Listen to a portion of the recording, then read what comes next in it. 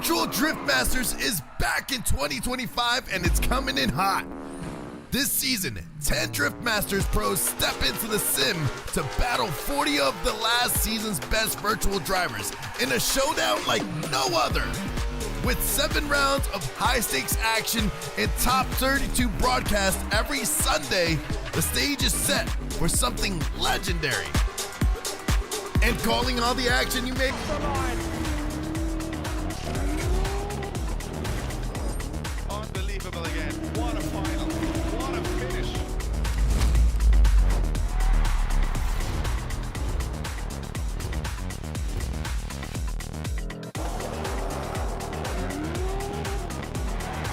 Rory Highland is your 2024 champion.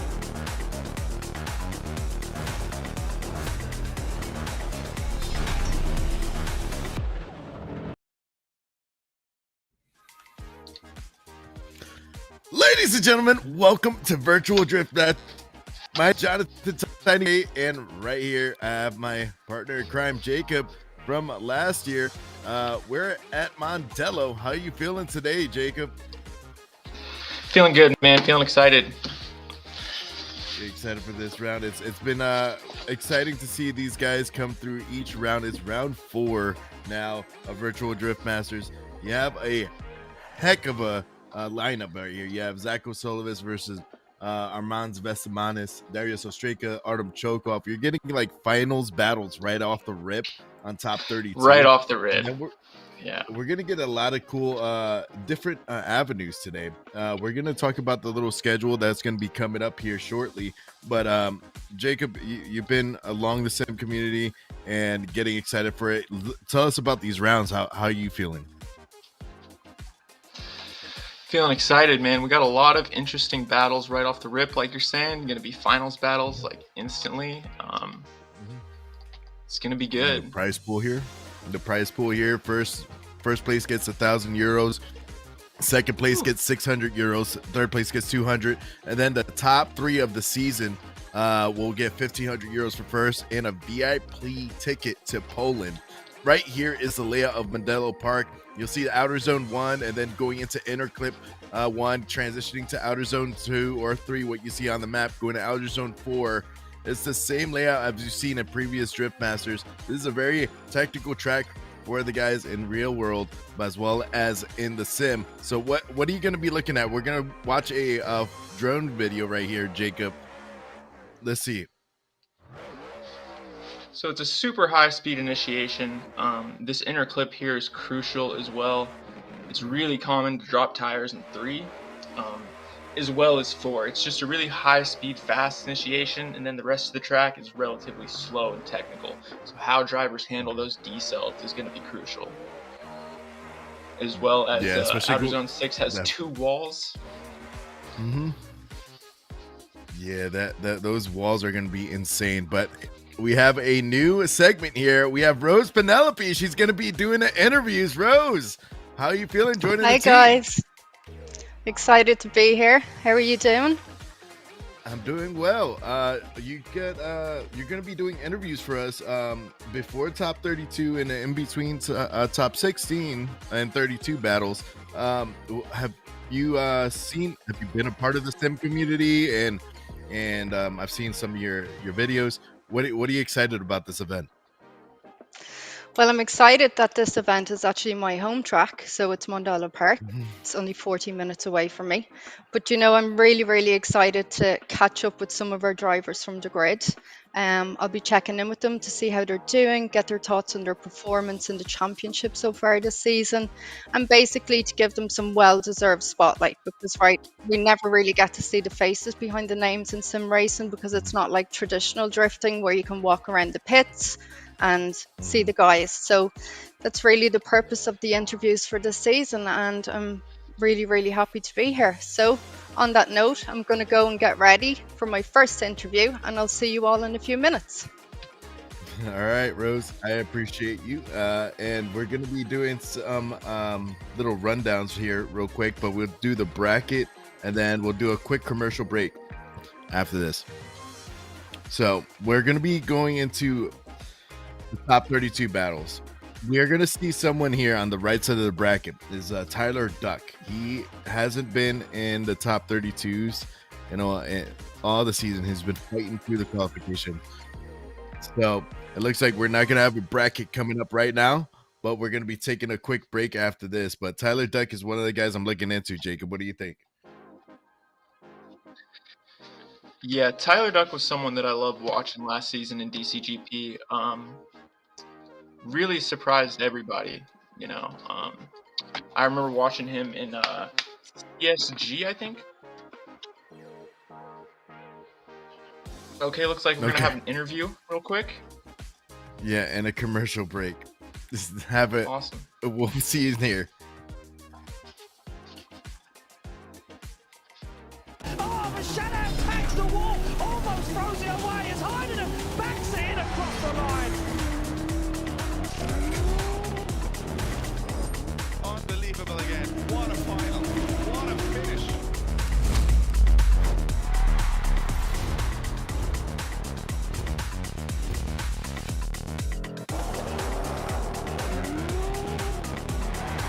Lori Heinen is your 2024 champion.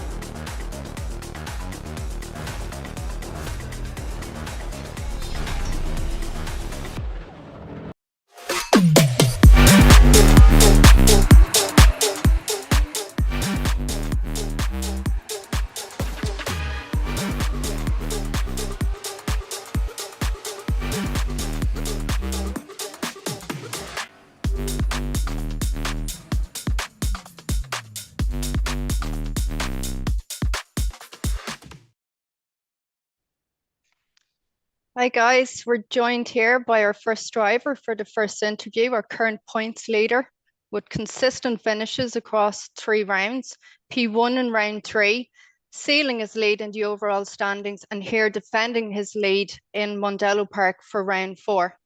Alan, talk us through round 3. We saw some pretty exceptional chase driving. Who was your toughest opponent in round 3?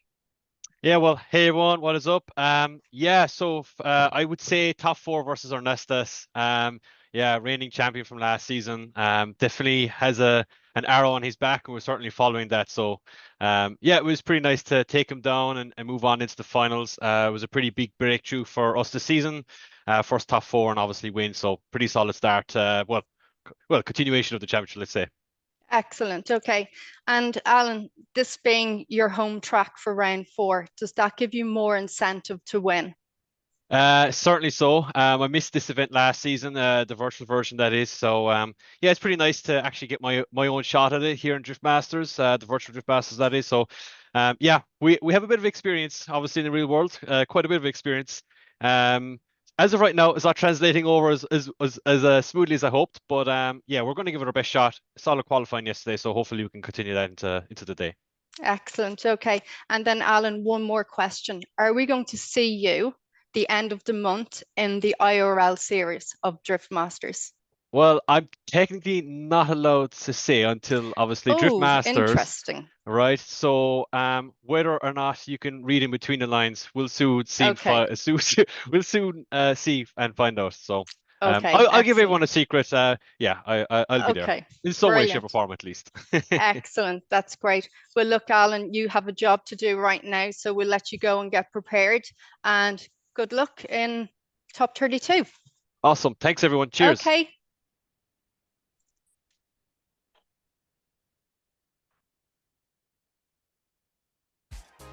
It's going to be a fun event. We're here at Mondello Park. If you guys never driven this on the sim, this is Assetto Corsa. We have the virtual Drift Masters layouts. Mondello Park is one of the coolest tracks I've actually experienced, and the sim would love to go in real world. You have the Drift Masters Virtuals Facebook page, all the social medias. Drop a follow, drop a like on the YouTube video and content, the live stream. We're bringing you back every round for the live series, and we want to thank the sponsors here, Strom Wheels, Money, and Ragnar Simulator, to making this event alive, as well as the people out in Drift Masters that have been supporting us here. So Jake, you're talking about those 2 wall rides going in the final outer zone, but what about that transition from that inner clip to outer zone 2 is going to be insane. And we're going to see these guys line up here. It's going to be Zach O'Sullivan and Armand Vestamanis. We got the BMW. That's going to be Zach O'Sullivan there.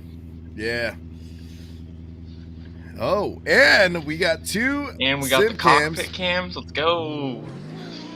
Here we go. Our first battle in Mondello Park. Zach O'Sullivan in the lead.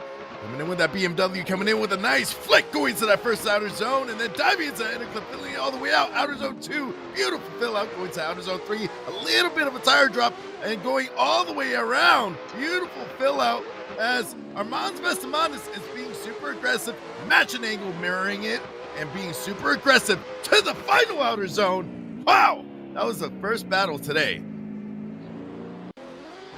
Zach O'Sullivan looking absolutely dialed here. Just speeding through this first outer zone. He's talking about it being high speed. It definitely is very high speed. Armand Vestamanis, I almost was going to say not catching up entirely, but he is right there. He's on his door, giving him some room for the transition. Losing him a little bit through the first part of that zone there, and then on his door again across the line. Very, very solid lead. Very solid lead. It was a really great chase, but with the sim community in real life, there are spotters. So Zach O'Sullivan's spotter is probably telling in his ear, hey, you need to stick it to his door. He had a very conservative chase in a sense, but here we go. Second lap of this battle for Mondello Park. Coming in with a super aggressive initiation, but look at Zach O'Sullivan cheating the line a little bit so he could get close proximity. And now, here's Armand Vestamanis being super focused and aggressive, transitioning into his outer zone, into the first wall right here. Not as close to the wall as Zach O'Sullivan. Very nice fill out, but look at Zach getting super aggressive with the proximity. That chase was very, very good. Look at Zach. He's right there through the inner clip, angle matching perfectly. Literally the same angle. Right there, shallowing up a little bit to stay on his door, but that's just what you have to do. Armanis not filling out these last two zones entirely, but Zach O'Sullivan just following his line perfect. Yeah, that'll be interesting to see. Yeah, it's gonna be great to see the judge's decision, at which it looks like they have come to a decision. Left for Zach, right for Armand. And Zach O'Sullivan gets the win and moves on. Our next battle will be Darius Ostriaka and Artem Cholkov. Artie has been a heavy hitter as well in the sim community, but Darius Ostriaka, the Don Ostriaka, is an absolute savage when it comes to the sim. Love watching Darius drive. As well as Artem. Both drivers, long-time competitors, long-time heavyweights in DCGP. Yes, and you see the Big Deck Club livery, AOM. AOM is another top team in the sim world. They've been just a force to be reckoned with. But right here, you have Aros Marine, Darius Ostriaka's E92. You have Artem Cholkov with the G87. And he's going to be in the chase. Let's see. Darius Ostriaka, the Don, just chilling there, getting ready to go off with those tires. Here we go. Darius Ostriaka coming in real fast and aggressive, coming in with a snappy initiation, and he's doing it all one-handed as he is going to that first of the clip. But look at Artem Cholkov, super close proximity, dives forward in the pocket, does a big correction on outer zone 3, going all the way through to outer zone 4. Beautiful positioning from the chase as he is mirroring him, then rubbing that door with his front tire. Oh my goodness, Artem Cholkov. Artem Cholkov holding absolutely nothing back as we're bumper to bumper, already surging through that inner clip. Really on point there. There a little bit of contact. I don't know if the judges will ding him for that. Didn't look like it threw him off his line, but it was pretty substantial. And then here, he's not letting that stop him at all, though. He's pushing him across the finish line. Love to see that. Artem Shulkov making sure that Darius knows that he's got to put on quite the chase now. Yeah, he definitely does. But here we go. We're going to have them switch sides here. It's a new chassis for both drivers, I think, right? Yeah, well, Darius has always battled with E92s and stuff on the sim. Artem Chokov, that's a brand new chassis from him, from what I've seen before. But he's been doing really well throughout the series. Here he comes in the lead, coming in with a nice inertia initiation, going to that first outer zone, and then hitting that inner clip, filling it all the way. Oh no! Falls off track, 2 tires off, trying to fight back through. Darius does a great job in the chase to hold it back so he doesn't make any contact with Artem as they're going to the final 2 outer zones. And man, oh man, that is a huge mistake for Artem. So there was some pretty serious bumper-to-bumper contact here on the transition. You see right there, right before the transition knocked him and threw him off the track there. It doesn't take much, really. It's a pretty sharp decel. You're trying to do as little decel as possible, so just any extra momentum and you're off track. All right, we're gonna get the judge's decision here. Question would just be then if his decel was appropriate or not in the lead, but it looked good to me. So see what the judges think. All right, and we have a question in chat. Is this on Assetto Corsa? Yes, this is. And if you guys want the tracks, go on VDM.gp. You can purchase the tracks, as well as follow the VDM.gp socials on the Instagram. You might see a video of me being an AI. And here we go. Left is Darius, right is Artem Chokov. Artem Chokov gets the win and moves on. You saw the video, Jacob. Oh yeah, AI. That was. I'm not sure why he thought that. He was very confident too. That was funny.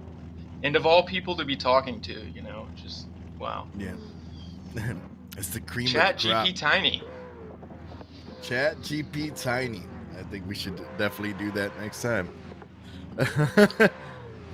But everybody out here in the chat, I hope you guys are having a wonderful day. We have our next battle coming out. You got Lukasz Pasquini and Paolo Korpelinski. And this is going to be an insane battle here. Pal is like, is it time yet? Let's get locked and loaded. Here he comes in that S chassis. Coming in here, super aggressive.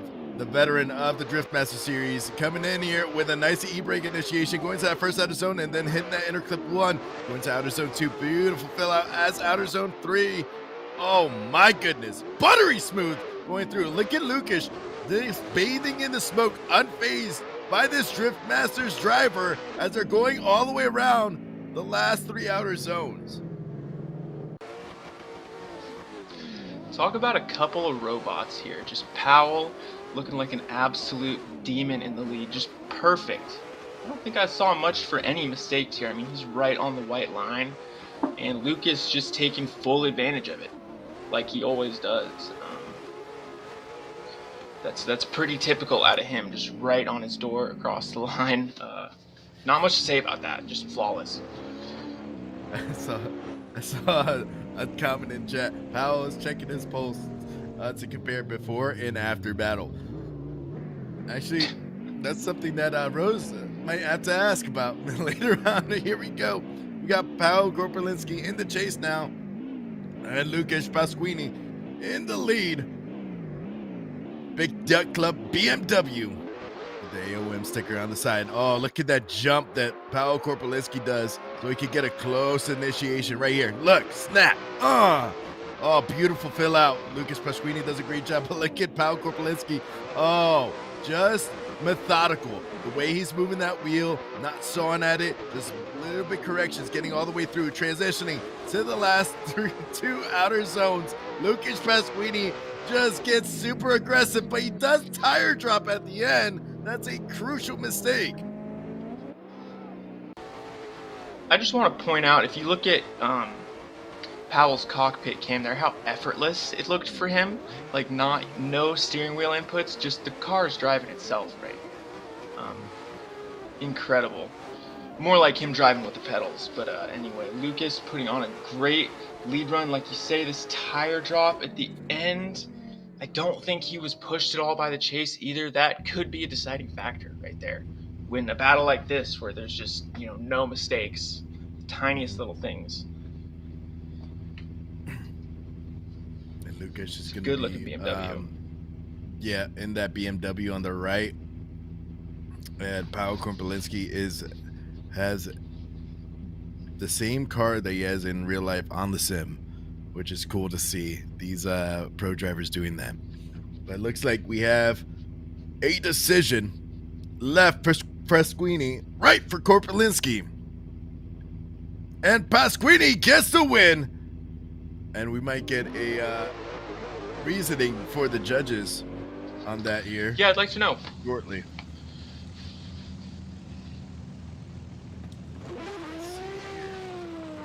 We'll get the reasoning here shortly as we go on to our next battle.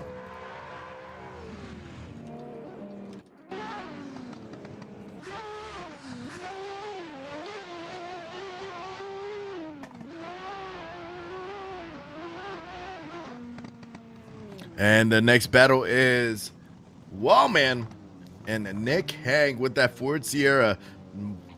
Nick Hang ripping with the Ford Sierra. And now this year with Drift Masters, they get to choose if they want to do lead and chase. That Sierra is so sick.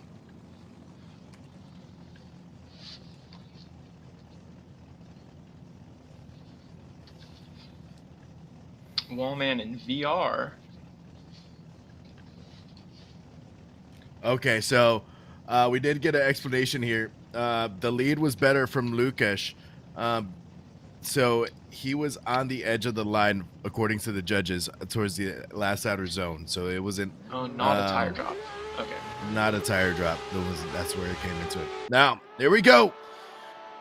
We have Nick Hang in the lead and Wallman in the chase. Let's see how super aggressive he can be. Look at Nick Hang with that Ford Sierra going to the outer zone 2. Beautiful fill out, and he's getting onto outer zone 3. And my goodness, Wallman is getting lost in the smoke, trying to fight through it as he is now gaining that proximity towards that outer zone. But man, he was very, very behind compared to the other drivers we've seen today. Something happened in 3 or 4 right there. Contact right before that transition.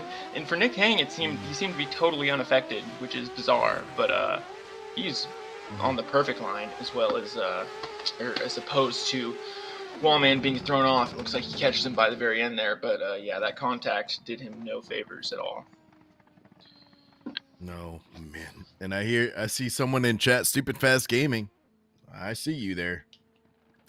Let's go. We are here, out here. One of the modders in the sim community that loves to have fun with the modding and just have creative ideas. Here we go.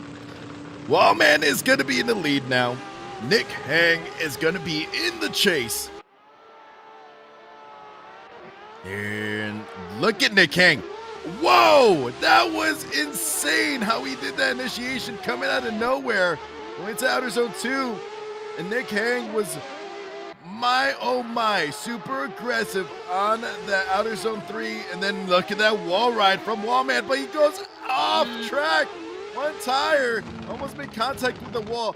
I want to see that, how Nick Hang got into that initiation right there. Yeah, I wish they would have started that a little bit earlier. That was so weird. It was like they were like a little bit off time, but yeah, that was awesome. The transition timing here is really good from Nick Hang. Definitely applying enough pressure. I don't know how Wallman avoided the wall right there. I guess just shallowing up last minute, but yeah, it looks like he was just slightly too deep, pretty much the entire layout. That initiation was more Which of can like happen. a peekaboo initiation. Right, like a little surge. Yeah. Here we go. Nick Hang gets the win and moves on. Great job from Nick. That initiation was crazy. Yeah, that's what I'll call it. The peekaboo, like Mike Yeah, we'll Tyson. have to get when he that. used to We'll have to box. get that replay eventually. Make a clip out of that. You also see the cars on the left side of this little drone here. That is the staff that's a part of the series. You see the 3 judges, and then track staff as well, trying to get the guys onto the lines and get situated. But we have our next battles coming up here. You guys in the chat, I hope you guys are excited for Mondello coming up for the Rio Drift Masters. That's going to be in 2 weeks time. We do these virtual Drift Masters every 2 weeks prior to the events.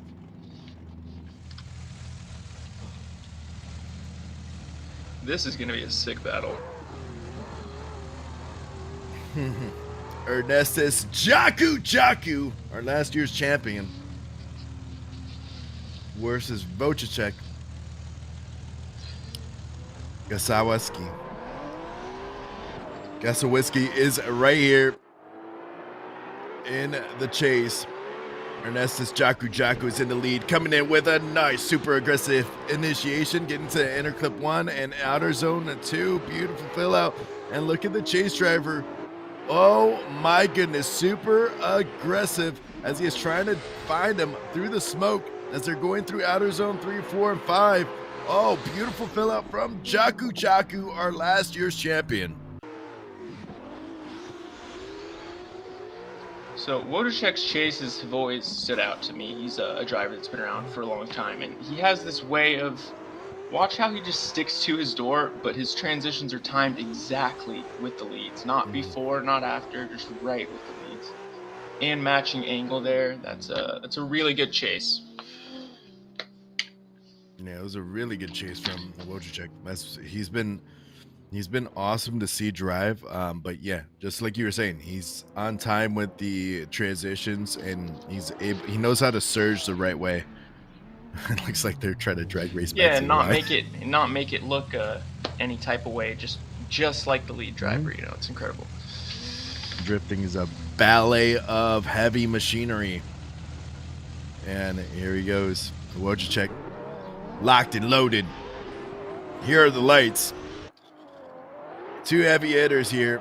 Wojciech in the lead. Jaku in the chase. Oh, super aggressive initiation from Jaku in the chase, getting right to the door as Wojciech transitions to outer zone 2 and 3. And look at Jaku rubbing that tire where he needs to be, going to his power alley into the final 2 outer zones. And Wojciech is going all the way around. Look at Jaku asserting his dominance. Holding absolutely nothing back here. Look at that, exactly on the same angle, leaving just, oh, you could stick a piece of paper between the 2 cars right there. And then surging right here, just enough to get him around, and then directly onto his door. I don't think you can really ask for more out of a chase than what happened there. I mean, I'm not a judge. There might have been things I didn't see, but man, what a chase.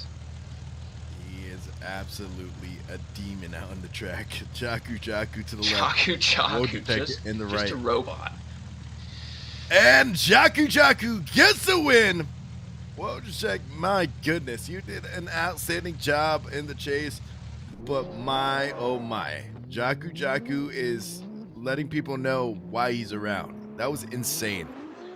I would be bummed never if I had Jaku in the first battle. If my first battle is Ernestus, oh my god, that's rough.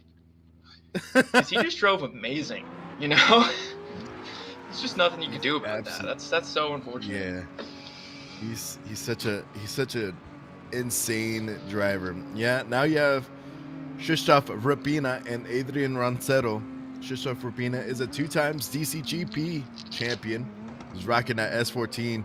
And look at Roncero out there, just leaning back like a Fat Joe song, getting ready to get into battle.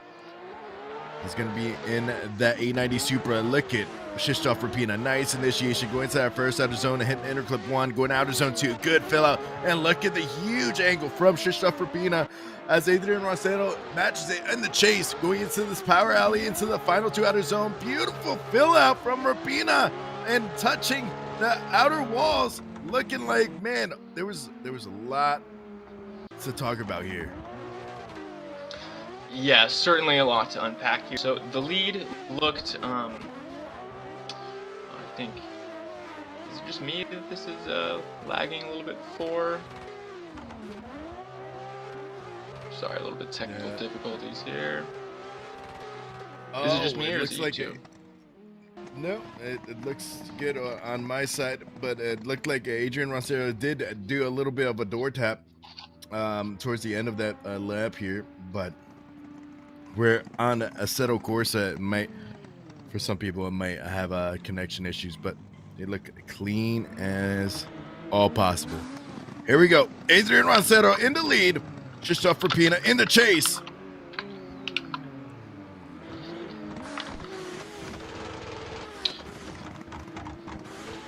And here we go.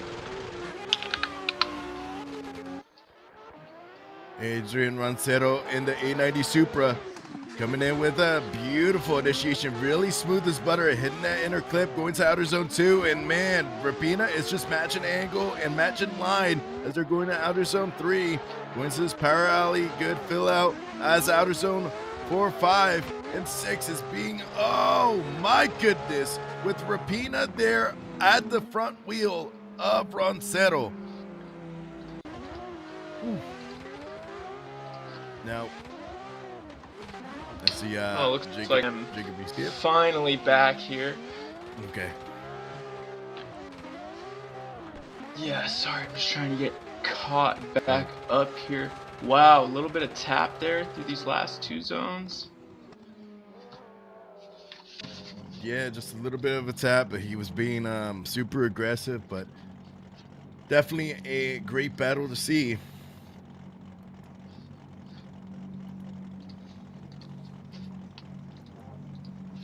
We're gonna see what the judges are gonna say about this battle.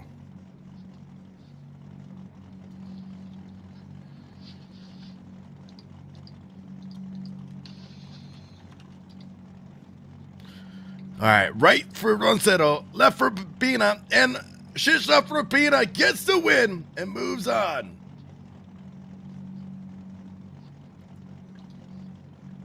All right. And then we're going to be seeing the next battle here coming up. It's going to be Alexander Element and Braden Swan.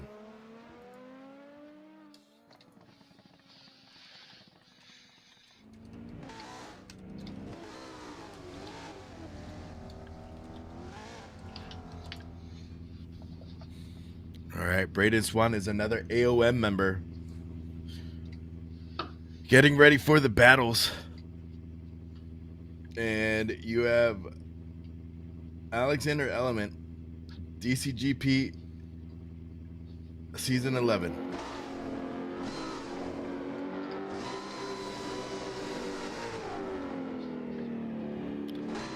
Braden Swan is in the 370Z. He's going to be in the chase, a little bit forward on the line, but he's going to try to get a little jump here as Alexander Element is taking the lead with the BMW. Going in with a nice initiation. Whoa, Braden Swan is lost in the sauce and now surges forward and now being super aggressive. There's a lot of space in the beginning of this lap here. And look at Alexander Element going into each zone, all the way to the final outer zone. Beautiful fill out. And look at Braden Swan reeling him in like a big old fish.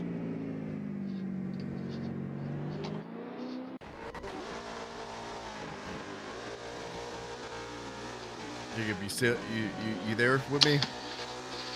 Sorry, just having some connection issues here.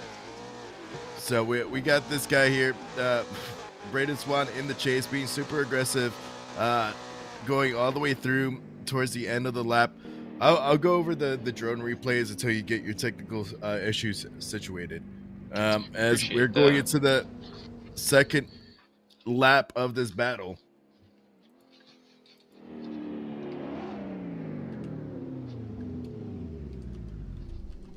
Oh, I think we're back. All right, we're good. We're good.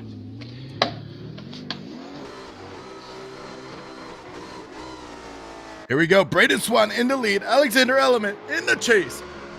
Braden Swan coming in with a nice initiation, getting right to angle, going to inner clip 1. Beautiful fill out, going to outer zone 2. And here comes Alexander Element surging into the pocket and going to outer zone 3, filling it all the way out with Braden Swan. As Braden Swan is going in the power alley and gets super close to that wall. A beautiful lead lap, but aggressive chase from Alexander Element. We have the drone replay here. You'll see a lot of surges as Alexander Element is getting lost in the smoke on that first outer zone. But man, going into outer zone 3 and then diving into outer zone 4 and that power alley transition, he's super aggressive, putting that lead tire into the door right in the pocket where we need it to be.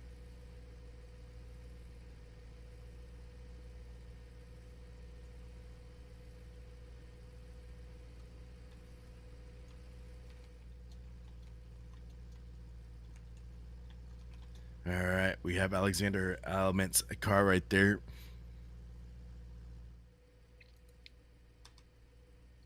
As we're waiting for the judge's decision, here we go. Element to the left, Swan to the right. And Alexander Element gets the win and moves on.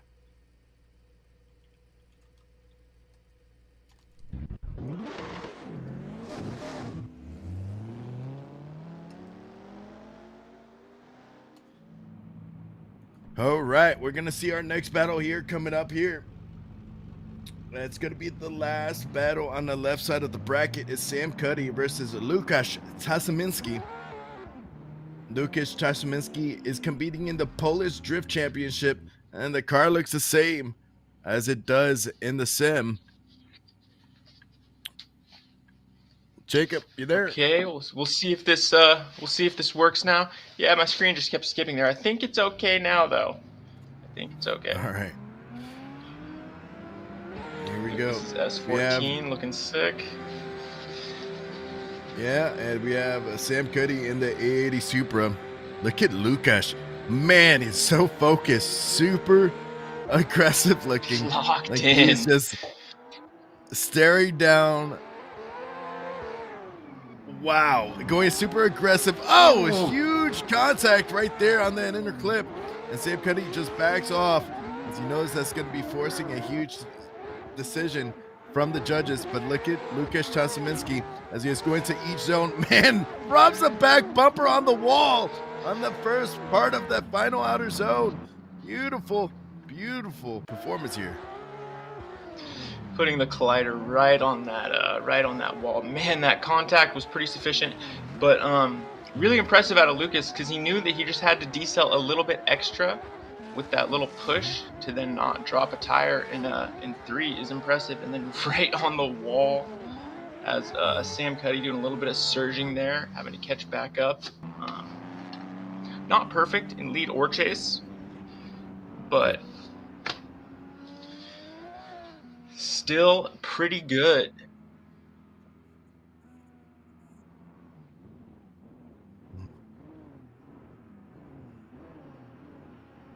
Okay. Now we're going to have the second half of this battle here. Second half of this battle, Lukasz Tasaminski is going to be in the chase. Sam Cuddy in the lead. Here we go. Lukasz Tasaminski needs to be super aggressive now in the chase, but be conservative as well because Sam Cuddy made contact in the beginning of this battle. But look at the huge angle from Lukasz Tasaminski to make himself slow down so he doesn't make contact as they're going into this final 2 outer zones. Oh my word, the aggressiveness from Tasaminski at the last point was great. In the first 2 zones, I thought, yeah, he was kind of playing it safe, which would be smart. If I was a spotter in the situation, I'd be telling him, yeah, you know, maybe keep it half a car length through some parts. But there he did over angle a little bit through the first section of that zone and had to correct for that. And then through these last 2 zones, yeah, he's just putting it right on his door. You don't see a lot of playing it safe in sim drifting, I will say, especially at this level. You just don't really see drivers do it. Yeah, I've seen compared to real world competition, yeah, you'll see the play it safe kind of card. You could tell, but Especially when a people car is irreplaceable, you know.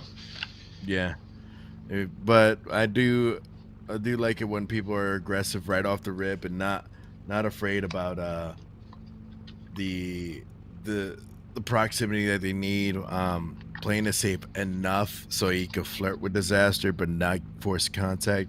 That's what we saw Tasha Minsky do. But it looks like the judges have made a decision here.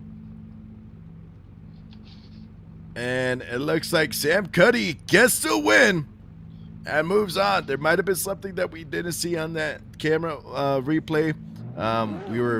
We watched the same camera angles as you guys watch at home. We'll ask the judges to explain here in a short bit, but man, oh man, it's been super exciting. We have some top class battles on the left side of the bracket. We're getting the server restart. Jacob, what are you seeing? How excited? Sorry, you just cut out at the last second. Sorry, what'd you say? Oh, did it? What was the good battles that you saw, and then who are you excited for? Oh yeah, so man, Darius Ostraka and Artem Chilkov was really the one that stood out for me.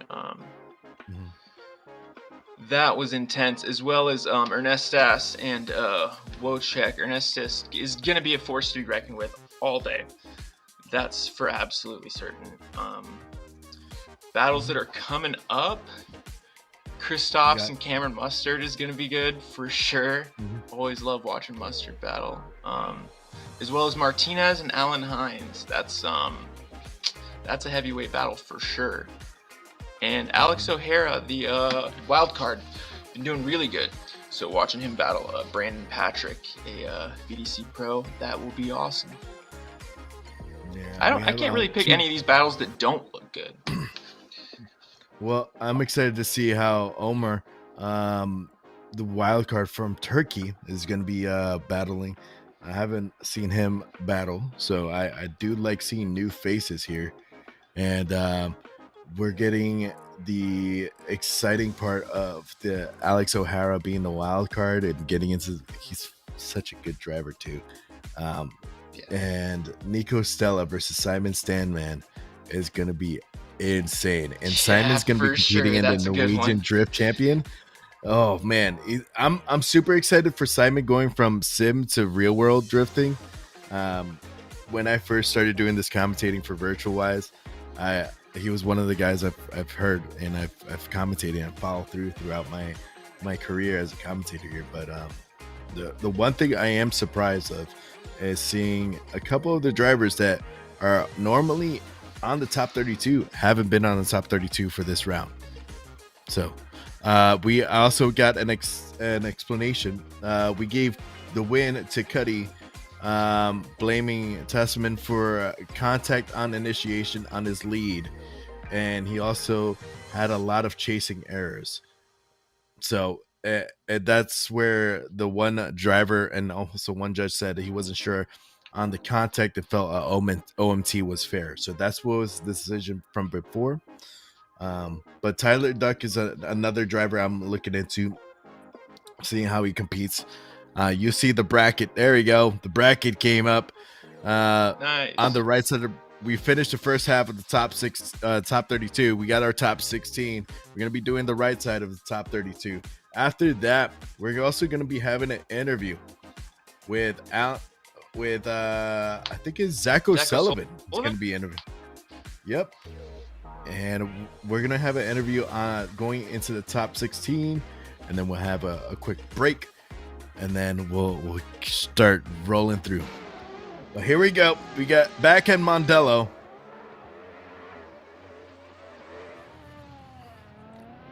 And we have the drivers. So if you've never been at a sim competition, this is what you usually see is everybody lining up, just feeling out the track. Jacob, we've talked about this before. How do you feel when they do the warm-ups? How excited do you get? Oh, it's incredible, especially like this where you can have multiple games on the time. Like think about like Atlanta, where the most you can have two pairs, and then you have to wait for them to come back before you restart. That's how a lot of tracks are. This one, just kind of, and there are times we have collision. What's that? Yeah, just entering, passing through as the last tandem back finish line. But nonetheless, yeah, it's exciting. This is such a fun track. This is a go-to track to just get some good tandems. Want to get on somebody's door. This is a good track. Yeah, it's going to be a great track. And usually on the sim wise, yeah, you'll see a bunch of drivers line up and start ripping through a bunch of laps as quick as possible to feel out the server, to make sure that the lag or any connection issues are not having issues on the sim. That's a good point. Yeah, so it's really good. And sometimes they'll even battle the same person, or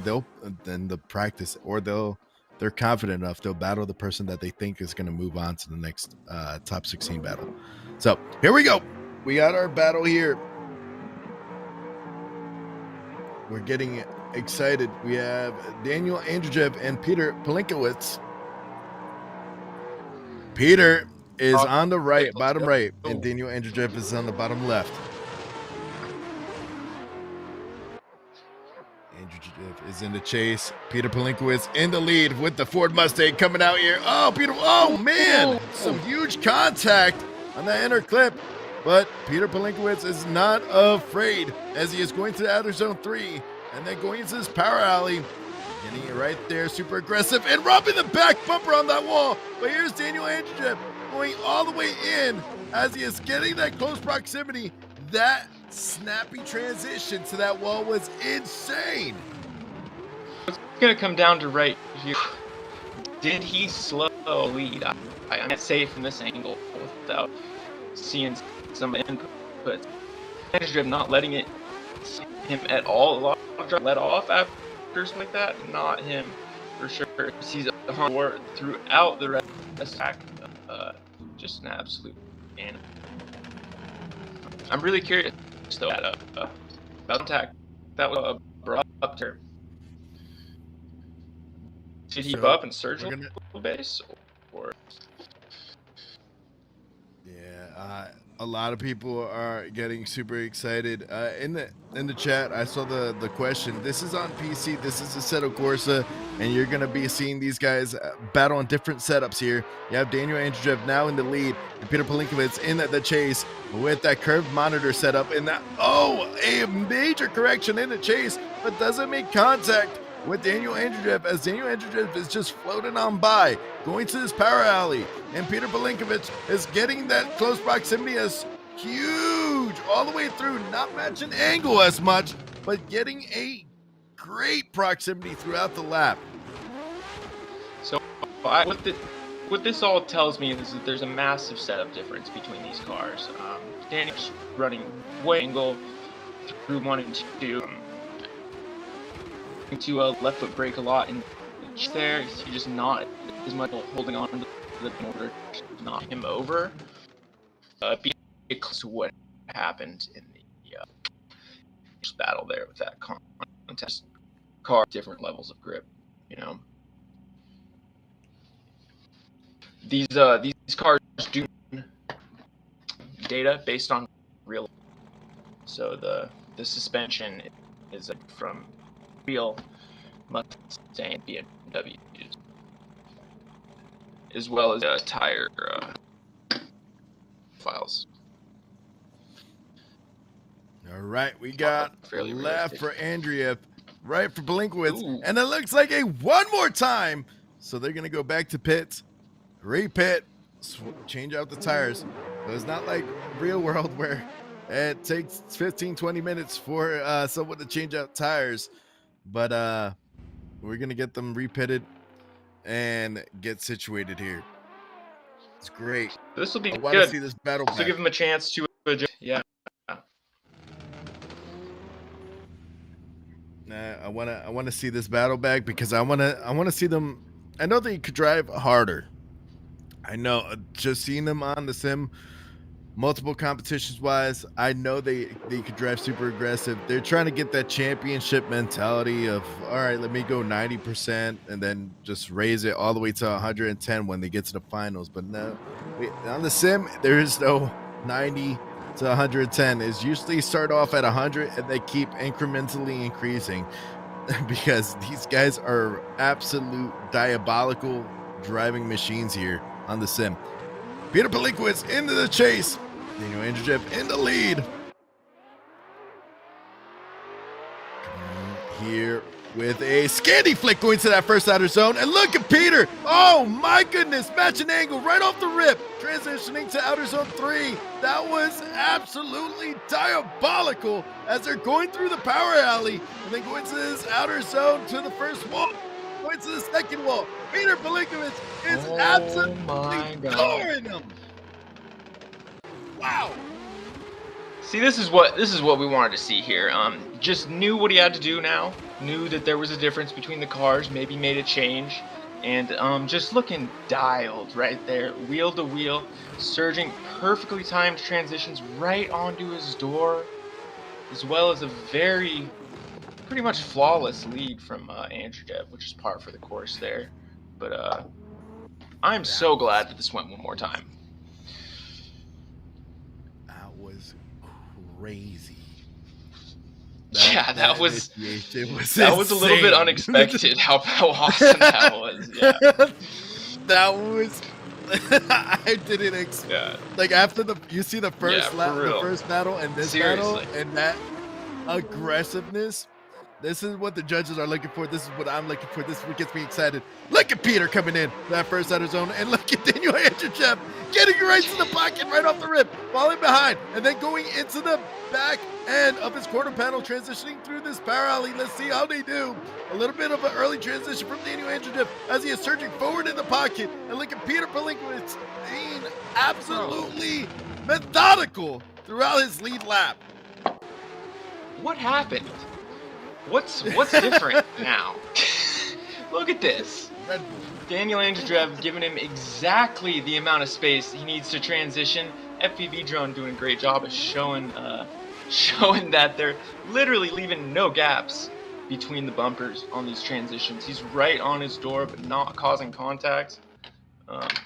Just a couple of robots. Maybe he had a glitch in the first battle, but full effect now. Yeah, that was that was crazy. I don't even know, like you come up with an analogy with that. It's really impossible. It's just day and night. That's all it is. Kid Cudi from the first battle and second battle. And it looks like Daniel Andrzejczyk gets the win and moves on. That was insane. That would probably just have to be small mistakes that added up, right? Because Andrzejczyk, just flawless as usual. The kid is an absolute monster. And not to say that Peter wasn't, but at this level of drifting, it's these tiny, tiny things people got to understand. Things that we probably can't even see on these cameras, you know. I read the chat. CMT, couple more times. No, honestly, that's so true. Let me get like that 2 or was 3 insane. more. Yeah. Yeah, let me just Best see out of 3. Yeah. It's kind of like when you smell a weird smell and then you sniff it one more time and you're like, does it smell like that? And then you sniff it one more time again. Yeah, we can't do that with drifting. Here we go. Cameron Mustard in the chase and Rasa in the lead. Ooh. Oh, a huge mistake from the initiation that makes Cameron Mustard fall behind as Rasa is going into the first half of this lap. What is going on with Cameron? This is not normal of Cameron. Absolutely trying to get that proximity. He is falling behind. Oh no. So I couldn't help but laugh here after this. There's major contact here. Cameron says, oh my god, he definitely shifts up, just surges, and then just trying so hard to get back in that proximity. That one mistake was fatal, though, unfortunately. Really out of character for Cameron Mustard, to be honest. Yeah, he's been in the top 32 battles throughout each round of Virtual Drift Masters. This is something that is not normal. Maybe they're just gonna look at it. Was there like after that contact, was it a decel or something that was going on that forced Cameron to kind of back off? Yeah, was it predictable? The lead driver has to be predictable. If you've never seen drifting before, you have lead and chase laps that you've been seeing throughout these heats. The lead car has to make it a chaseable lead, so the door is open for the chase driver. Look at Cameron Mustard coming in with a nice initiation. A little bit of contact made and makes him fall out of line as Cameron Mustard is getting back in line, going to outer zone 3, and now going to this power alley with that skyline as he is snapping right to angle, going to outer zone 4, 5, and 6.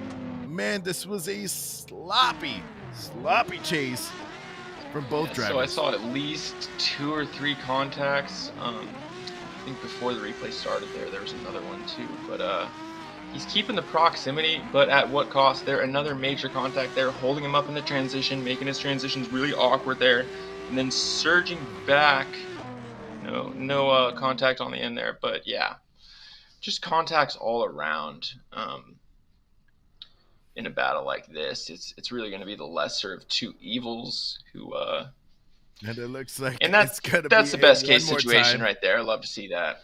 But let's just run it again, and whatever issues we had, we can sort out.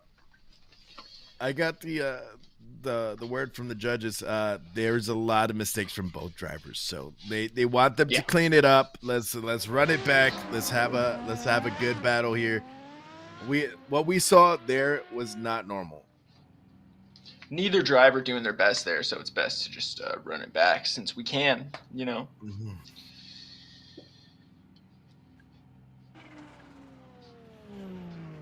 Yeah, so we're gonna have to go back.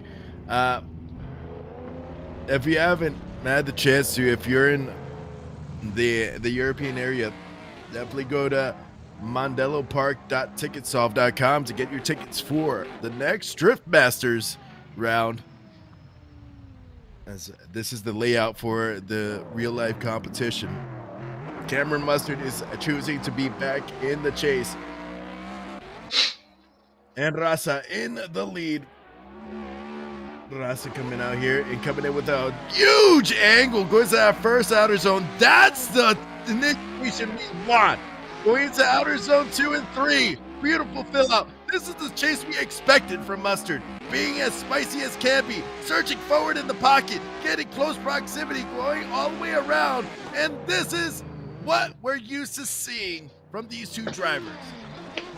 Does everybody just need a second battle today? What's going on with that? So Cameron Mustard just not entirely on his door there, but can you really blame him after the first round? Just leaving that tiny little bit of space through the first couple zones and then really picking up the slack here at the end. He's all the way on his door, not pushing him offline though, just keeping that slight pressure on him, letting him know that he's there.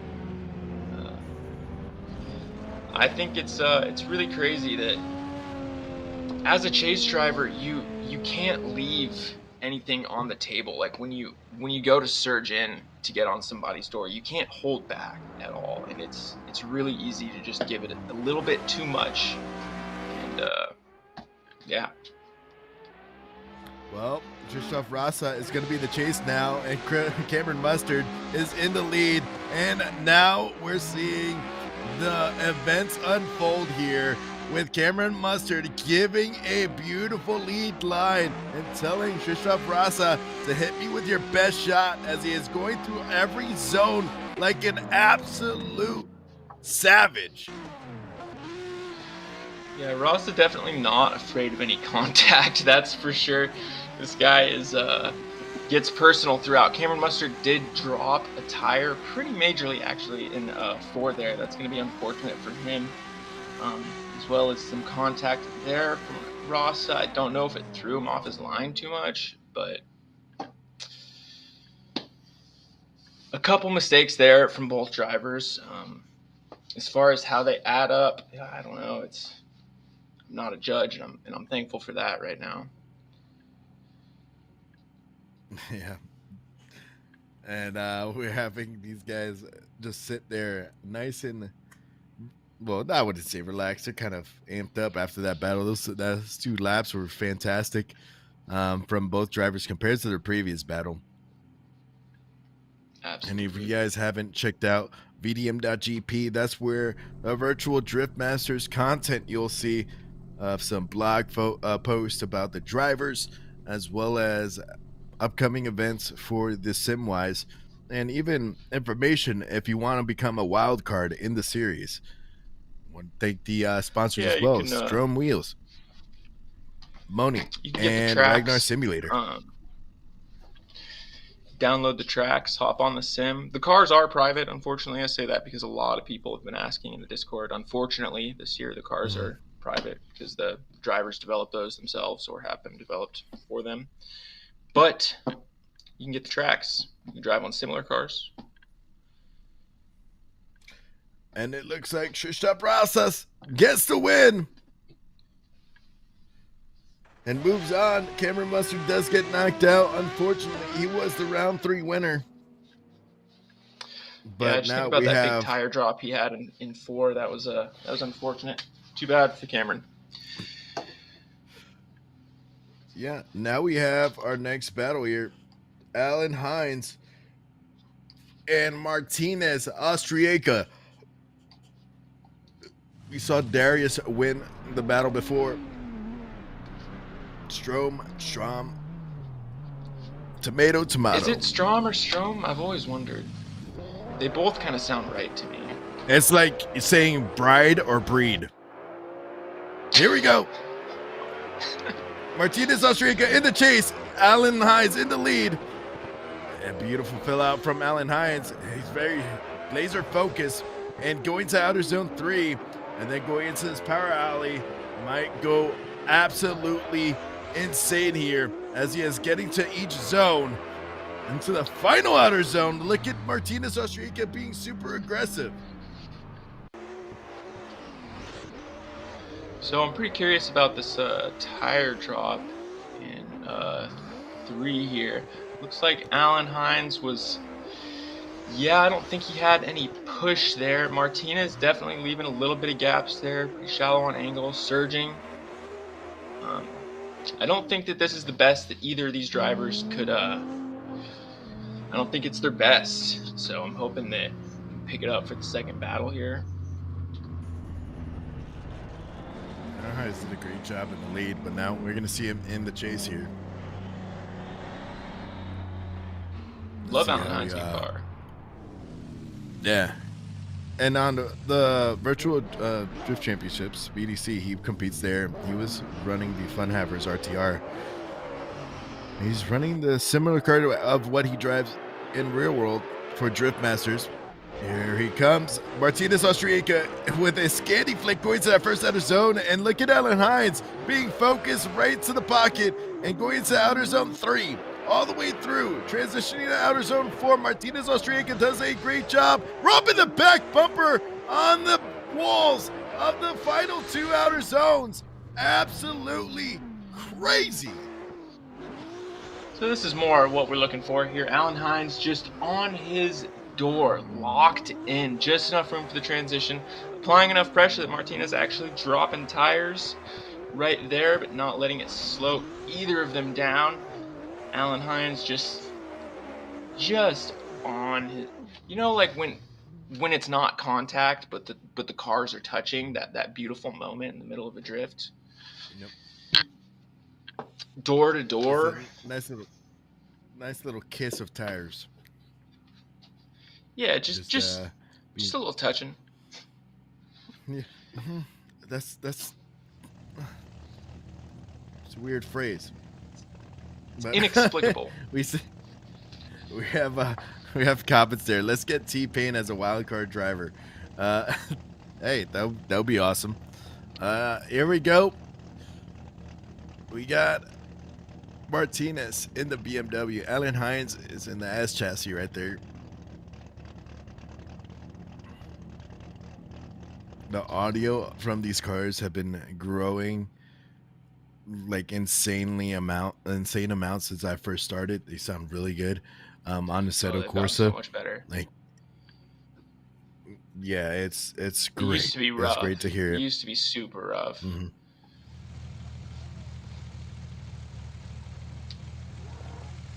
Here we go. Alan Hines to the left, Martinez Austriaca to the right, and Alan Hines gets the win and moves on.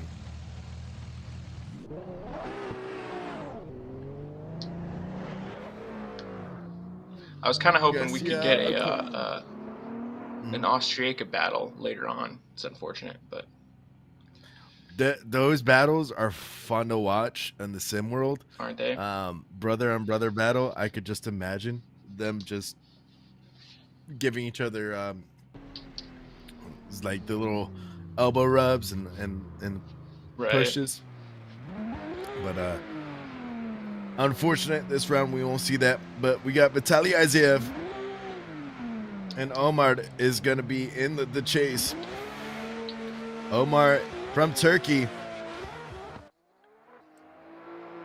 coming out here. Vitaly Azeev, Omar's car is like a bat out of hell, just coming out here, being super fast and aggressive, and then transitioning to outer zone 3. Oh, beautiful fill out from Vitaly Azeev with the left foot braking as they're transitioning to outer zone 4 and 5 and going all the way around. My goodness. Buttery smooth from Vitaly Azeev.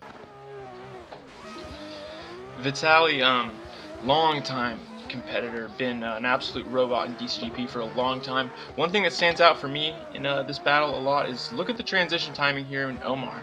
See, Vitaly transitions, then Omar transitions, and that puts him in the wrong spot there. Of course, not terrible, still definitely in the pocket, but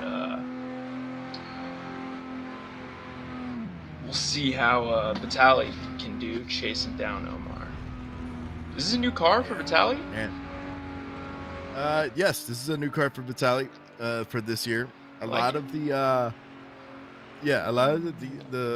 VDM drivers, they switched chassis this year.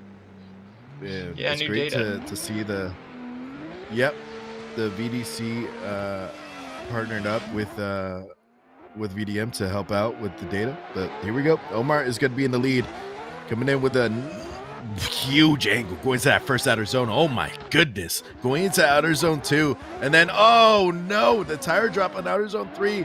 But Vitaly Azeev follows the line and stays in the pocket as they're transitioning to the final 2 outer zones. Holy smokes, as they're going to the final 2 outer zones, the absolute savagery from the lead car. Awesome lead, and we can just Vitaly really showing that he can do, you know, whatever the lead is, I'll just do that. And like, look at these transitions here, identical, right on his door, all the way through this zone, across the line. Just a flawless chase from Vitaly.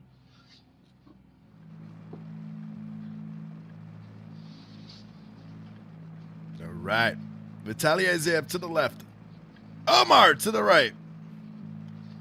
And Vitaly Azeev gets the win and moves on. Now, I did see a question in the chat about wild cards. Join the Discord and then check out the process on it, or VDM.gp. You could get more information about being a wild card for the series. Oh, it's been absolutely crazy today. It's really hard to ask for better battles than what we've had today.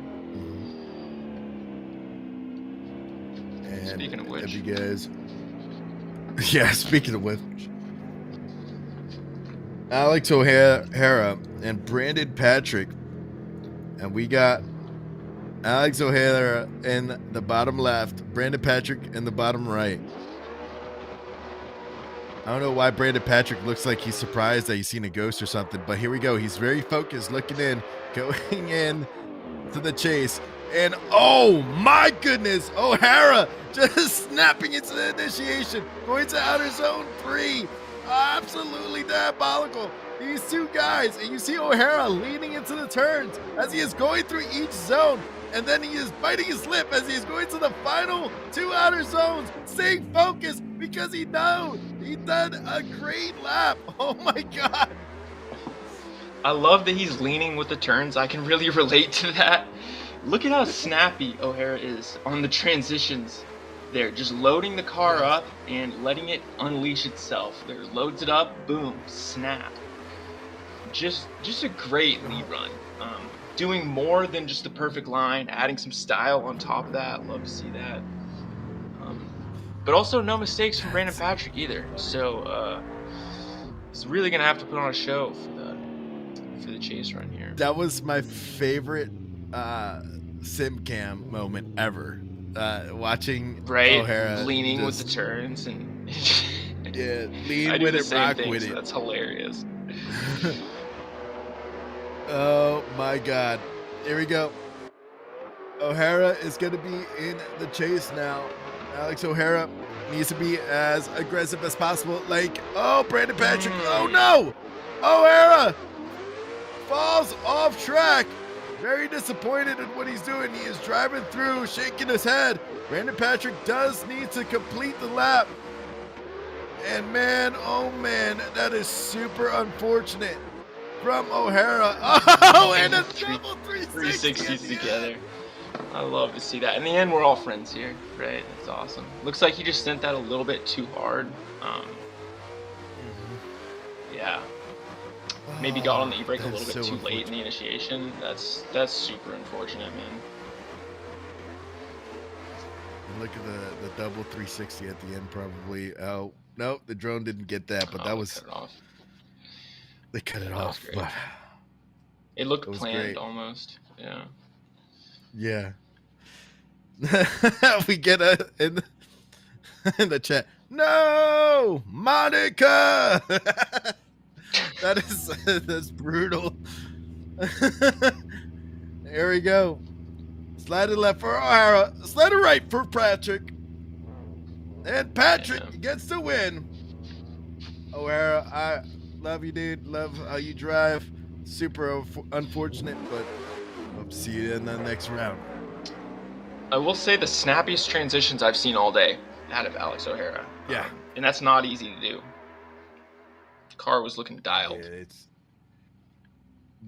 Yeah, he drives like a maniac. Our next battle, we talked about this earlier. Stanislav Tarasov versus Tyler Ducky. Tyler Duck, Florida native. He's in the chase. Stanislav Tarasov in the lead. Let's see how Tyler Duck comes out here and shreds tires as Stanislav Tarasov gets to the first 2 outer zones beautifully. Now Tyler Duck, oh man, dialed in with the BMW as he is going into the power alley. Tyler Duck is reeling Stanislav Tarasov and then putting the tire on the door. Oh, mercy! As they're going to the final 2 outer zones. Where did this come from, Tyler? Definitely not all the proximity right here, but angle matching perfectly, though. So it's not like he's losing the proximity for nothing. You know, just mimicking the run very well. Transition timing, good out of Tyler right here. Angle matching perfectly, and then picking up the proximity at the end there. That was clean. Wow. It wasn't aggressive, it wasn't perfect, but it was clean. I'll say that. I usually talk about this, like whenever I watch chase drivers, I like if they have a little bit more less proximity and then start reeling them in throughout the lap. That's more clean to me to see compared to someone that's just surging forward, then falling back, surging forward, falling back. Here we go. Tyler Duck's in the lead. Let's see how he performs out here in Mondello. Coming in with a nice initiation in the guidelines. Going to inner clip 1, outer zone 2. Beautiful. Transitioning to outer zone 3, a tire drop. Oh no, but then putting that left foot brake in. Going to this power alley to outer zone 4. And then going to outer zone 5. Rubbing the back bumper on the wall all the way through to the final outer zone. Wow. There's a big mistake with that tire drop, but that was a beautiful lead. Something happened between 2 and 3 right here. Right here. I don't know if he just transitioned too fast or what. It looks like he might have done that all by himself, Stanislav. So that will definitely be a very critical moment for the judges, possibly a deciding factor. But another thing to think about is that these cars are boats. It's been a really popular chassis, but this is a big car.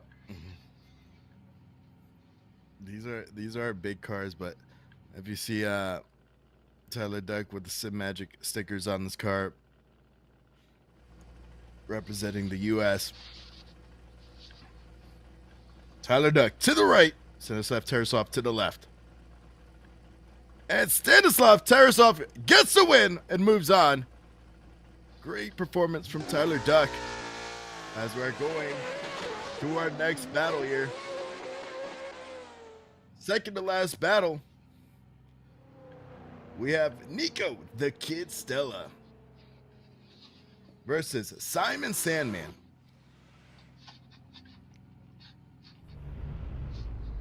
Stelia. This will be really good. Nico is in that 400Z. Simon Sandman is in that BMW. Oh, there's Simon. Hi, Simon. Here we go. Nico, the Kid Stella in the lead, coming in here with the 400Z, getting a really nice aggressive initiation. And look at Simon Sandman, laser focused, trying to get to the door of Nico, the Kid Stella, as they're going through Outer Zone 3. Beautiful fill out, transitioning to Outer Zone 4, into the Power Alley, going to the Outer Zone 5. Beautiful fill out. Look at the left foot braking from the chase driver as his inside tire is bucking on up.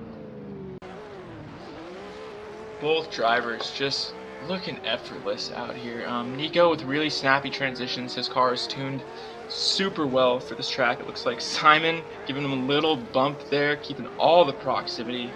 Love to see that. Man, there's hardly anything to say. That was so good.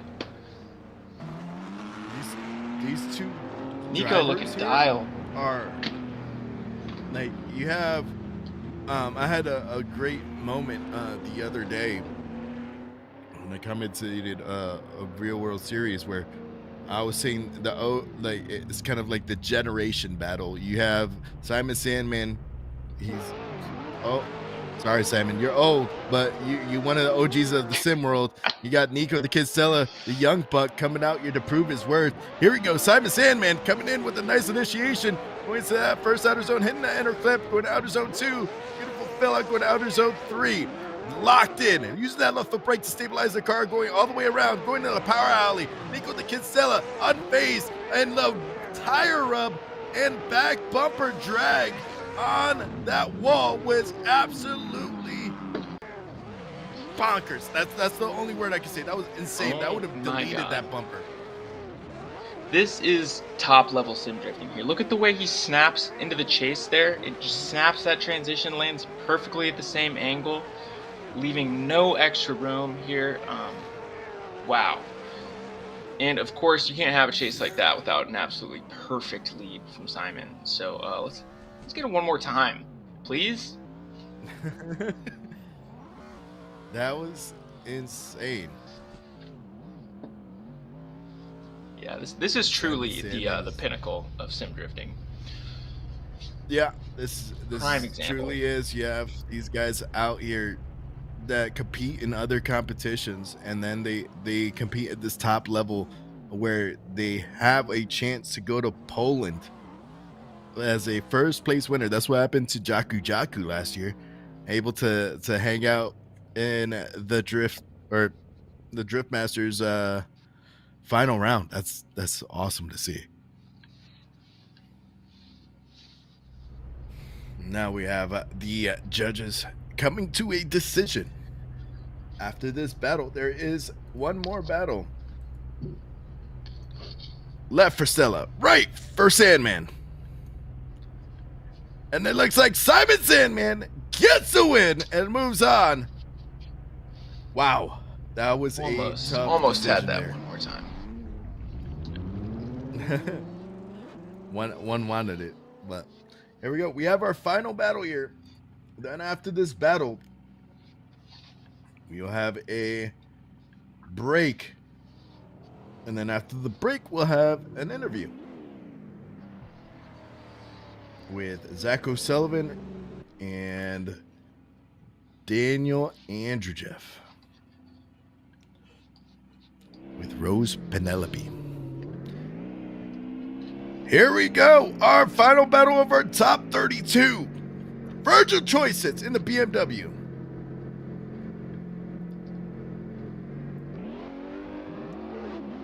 In the harness. Baczynski in the A90.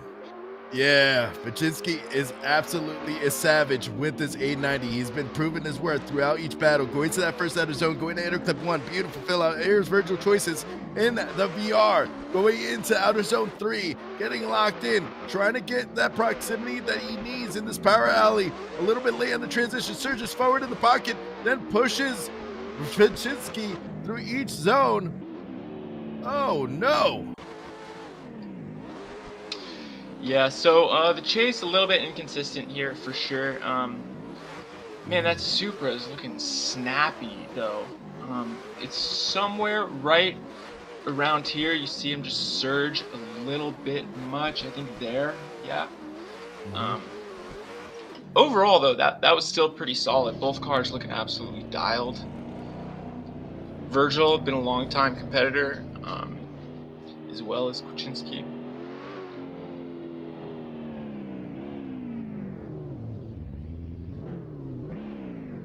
I like the livery on that. Virgil Choice is in the lead now. Baczynski in the chase. Last battle of our top 32, going 16. Virgil Choice goes in and hits that first outer zone and misses inner clip 1, but going to outer zone 2. Now comes Baczynski in the chase, trying to get back right into the pocket, surging forward and then holding it there, being conservative, but then a huge checkup from Virgil Choices. So for both of these runs, it's like it was looking like a great run, and then there's just one section that's a glaring issue with something happened. So, but both cars looking super snappy on the transitions. They're really quick. Baczynski surges there and gives him a little tap at the end that causes him to run off track. Might have been mostly after the finish line though. Tap definitely wasn't. Yeah, that was very chaotic to chase and follow the lead. Kind of hard to analyze. There's a lot going on there. Yeah, it was. All right, Baczynski in as to the left, Choices to the right, and Baczynski gets the win and moves on. And that is the end of the top 32 battles. We're gonna be getting a quick little show of the bracket here. Strom Wheels is one of these sponsors here in Money and Ragnar Simulator. This is our Drift Masters top 16, virtual Drift Masters top 16. You got Zach O'Sullivan versus Artem Chokhov, Pasquini, Hang, Jaku, Rapina, Element, Cuddy. On the right side, Andrejeff, Rasas, Hines, Vitaly Isaiah, Patrick versus Tarasov, Sandman versus Baczynski. This is, all these battles could be final battles. That's, honestly, to be honest. Yeah. It's nothing but names that we're familiar with. Seriously. Mm-hmm. And it's been super exciting. After the break, we'll be doing an interview. Actually, Rose Penelope will be doing an interview. Our newest addition to the team. It's going to be with Zach O'Sullivan and Daniel Andrejeff. We're going to be doing a quick 5-minute break and then the interview, and then we'll be back to the action. Jacob, are you excited? Oh my gosh, yeah. This is I keep saying it, but this is really top level drifting here. I mean, we've got nothing but the names. If I try to think of the best sim drifters out there, it's it's this bracket right here. Yeah. So this is incredible. Well, we'll catch you guys here shortly after this 5-minute break. Oh, the shadow tags the wall, almost throws it away as Heidenen backs it in across the line.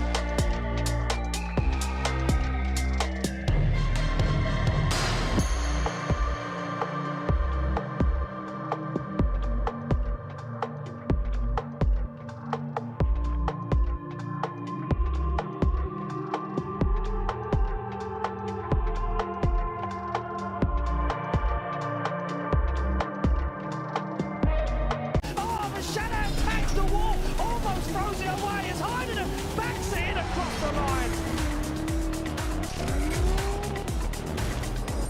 Unbelievable again. What a final. What a finish.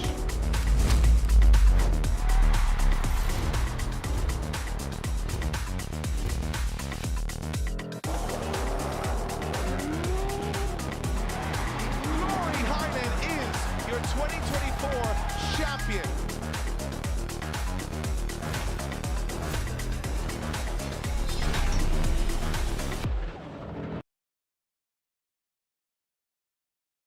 Hi guys, I'm joined by our next two drivers. We have Zach O'Sullivan and Daniel Andrejev, both who have made it into the top 16. But Zach, I'm going to catch up with you first, okay? So just to summarize so far on your season. P1 in the season opener, P2 in round two, absent in round three, but still managed to secure a P2 overall in the championship, and just 1 point behind the current leader. And yesterday, we also note that you took P1 in quali. So really, really brilliant start to the season for you, Jack. Zach, do you feel confident going into the second half of the season? Yeah, absolutely. And just coming out of like a really strong season with VDC and all that, we're feeling really good. My equipment's still doing great. Everything's feeling top notch. And yeah, I've been driving more than ever, mixing some of my sim with some of my real life driving now and learning new techniques, new stuff. And I feel better than I ever have. So I'm hoping to take the win today and maybe get that points lead back. Excellent. Okay. And Zach, you were missing for round three. So were you concerned about the points implications that that could have had for you?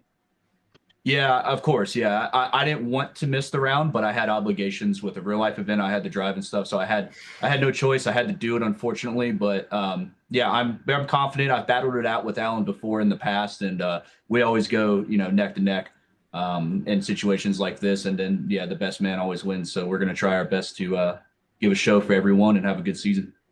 Brilliant. Okay.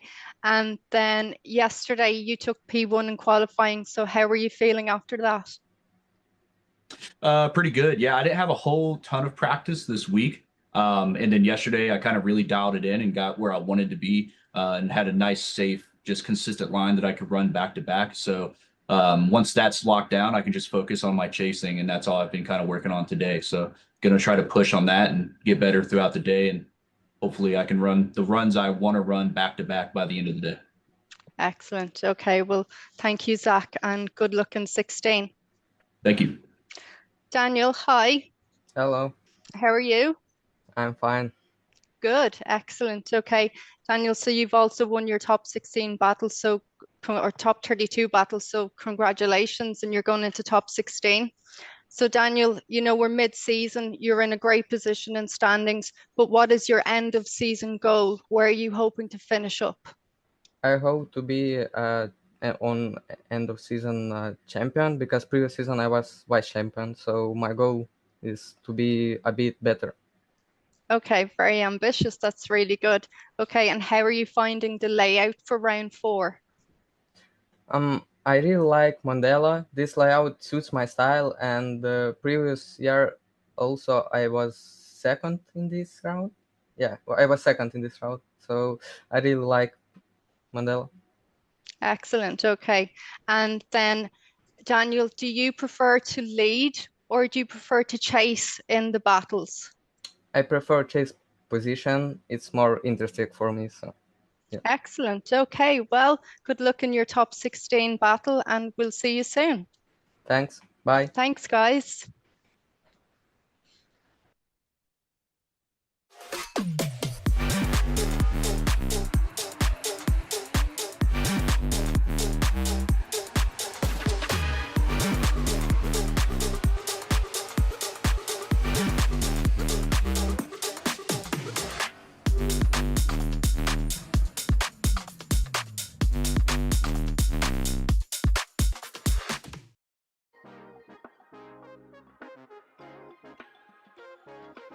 The Virtual Drift Masters, great edition. And Jacob, You see Zach O'Sullivan locked in. He is also a spotter for Formula Drift drivers. It's cool to see the realm of sim and real life come together that way. Jay, what are you thinking about his adventure, I guess, with Virtual Drift Masters? I just love to see it, man. It's really awesome whenever somebody from real life comes in to sim drifting, because it's usually the other way around. You know, we use sim drifting as a door, as a practicing tool and a gateway into real life. But to see the guys that have already done real life come into sim drifting, and it's just something that it's a blessing for the community, because we can really learn from the pros that way. You know. Yeah, and Zach O'Sullivan is a spotter for Ryan Littoral for Formula Drift. Ryan Littoral is also a VDC driver, which is cool to see. And not only for the sim drivers that they use this as a tool, you see pro drivers. The Sim HQ made a video of all the Formula Drift drivers that also compete in Drift Masters. They are practicing on the sim, feeling it out, seeing what layouts they like. So cool to see the real pros coming out here, and you can even compete or battle it out tandem with them and the servers. So, Jacob, have you? We're waiting for the drivers to load up, and Jacob, you've commentated before with me. You've also mentioned that you'd like being in the competition a lot more. What makes you so more excited for the competition aspect compared to just being one of the boys talking over the rounds? One of the boys talking over the rounds. One of the guys on the mic. Yeah.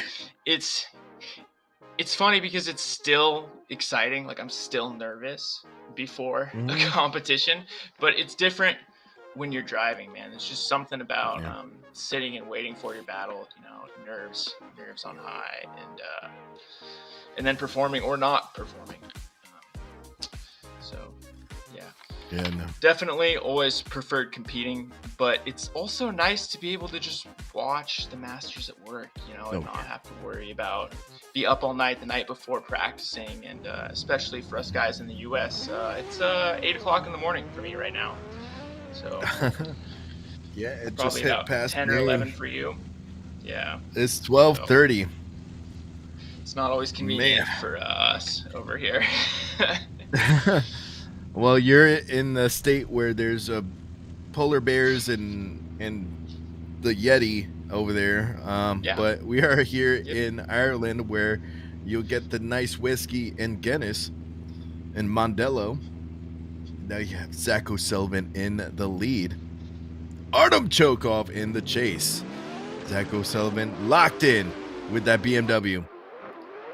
The guy we saw in the interview earlier on the stream, coming in with the initiation, goes to that first outer zone, hitting the inner clip. But look at Artem Chokov diving into the pocket of Zach O'Sullivan, and then use that left foot brake so he could get right into that zone, filling all the way out, transitioning to outer zone 4, and then going to 5, rubbing that back bumper on that wall. Artem Chokov surges forward. It looks like there was some contact with the wall. I'm not too sure if that was a connection issue or actual contact. You see here. From my perspective, it looks like a little bit of bullying from Artem in that last section there, which is a little bit of his. That's just his style of driving. He holds nothing back in the chase here. So really surging. Zach O'Sullivan, super snappy transitions, by the way, and just a couple nudges from Artem. But that's par for the course of him. Yeah, it looked like Artem pushed him offline, so it made contact with the wall, man. Yeah, right. Both drivers looking dialed, though. Oh yeah, these two guys are not no one to play with. But Zach O'Sullivan, I've had the opportunity to hang out with him on the Discord and play Call of Duty or something else besides sim drifting, so he can get a break from always driving. But he's an absolute terror both on the sim and even in Call of Duty. But here we go, lights are on. And as Zach O'Sullivan surges forward, not matching the angle of Artem Chokov, but now he is massaging the angle to keep the proximity real close and tight. And look at Artem Chokov just flinging that BMW around Beautiful fill out with each zone. Oh, some contact that forces him off track. Oh no, Zach O'Sullivan's trying to figure out what's going on here. I think Zach's car might just be a little bit more gripped up. You see him shallowing an angle. That's telling me that he's having to let off the throttle a lot here, in order to just not run him over, right? Also, it's a technique used by these drivers in order to surge after the transitions, but it looks like we got some front wheel to front wheel contact, which in real life especially, but even in the sim, because the suspensions are so accurate these days that front wheel to front wheel contact is unpredictable. Yeah, he could throw you off.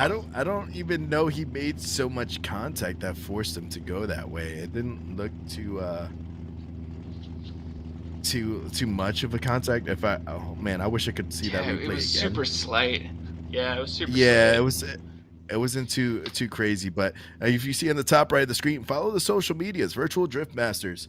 Definitely check us out. We're on Twitch, we're on YouTube. Also, I do see a familiar face, Craig. He was commentator from last year. Awesome individual, as well as he is a spotter as well for a Formula Drift driver, Randy Novak. I love the what I was saying before, sim and real world. These sim drivers use it to practice for the real world, even if they're spotting or whatever. I use this practice for when I do my real world stuff as a commentator, and I enjoy doing that. I love the fun that the sim drivers have of it. They like to just throw it out there and just have a good time. Jacob, it's awesome to see you coming back in the booth again for Drift Masters.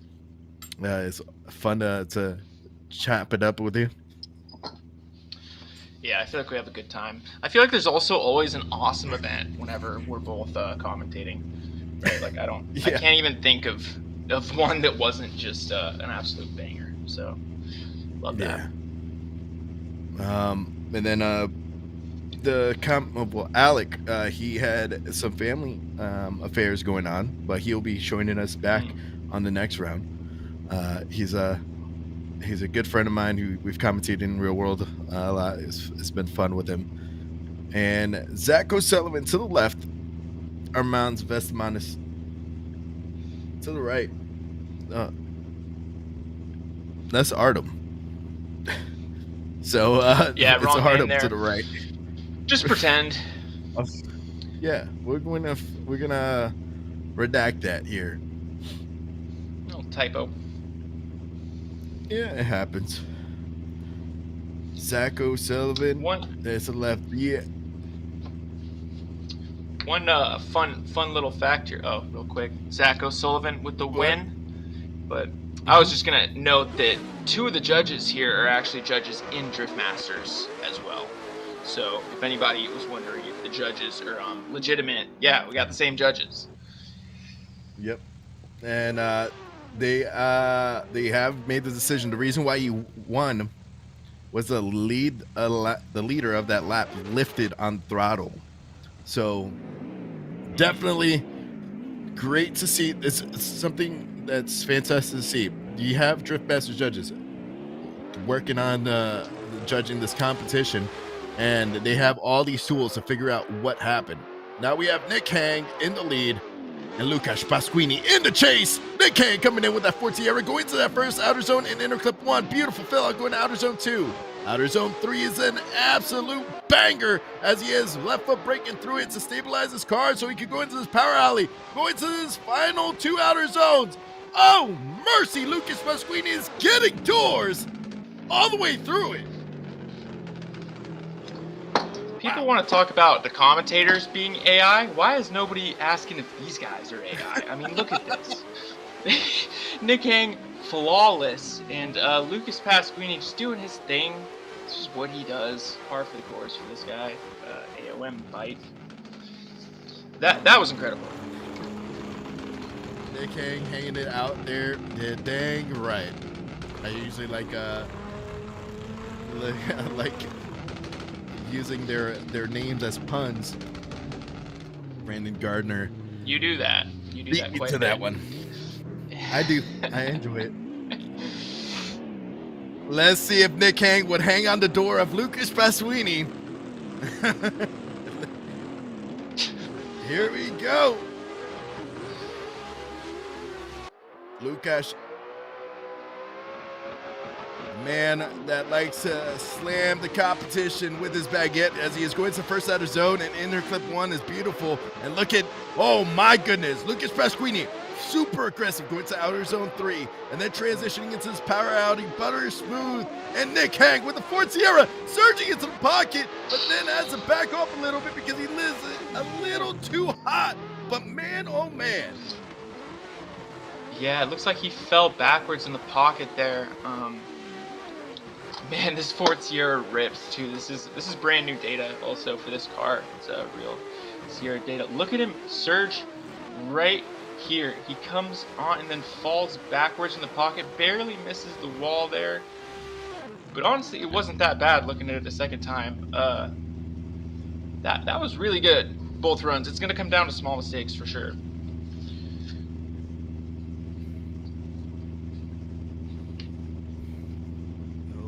My goodness.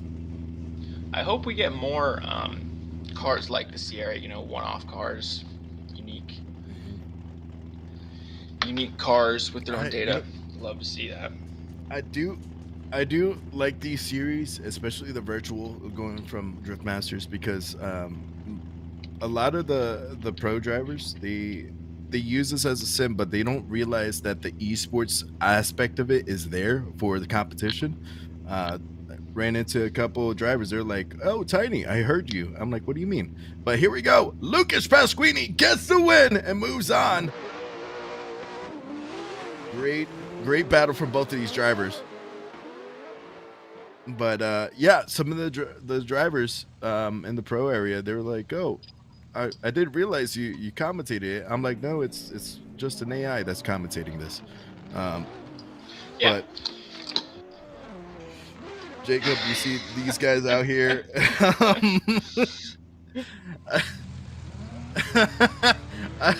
That night was the funniest thing. I got a message from one of the sim guys. They're like, "I didn't know you were AI, but that's besides the point." Man, that's a really advanced AI. Jaku in the lead. Shishov Rapina in the chase, and huge surge and makes contact with Jaku, but Jaku is a class act. He'll fight through that contact as he is going to that outer zone 3. Now comes that power alley to the wall as he is snapping right to the wall on outer zone 5, filling all the way out, back bumper dragging up on it as they're finishing that lap. Oof, right there. I wish they would have started that a little earlier. Just gave him a little kick there. I don't know if that was from the chase going too fast or the lead being a little bit unpredictable with the decel, but look how snappy Jaku's transitions are there. Perfect angle matching as well and across the line. Man, it's unfortunate when a run is so perfect, but there's just one big error,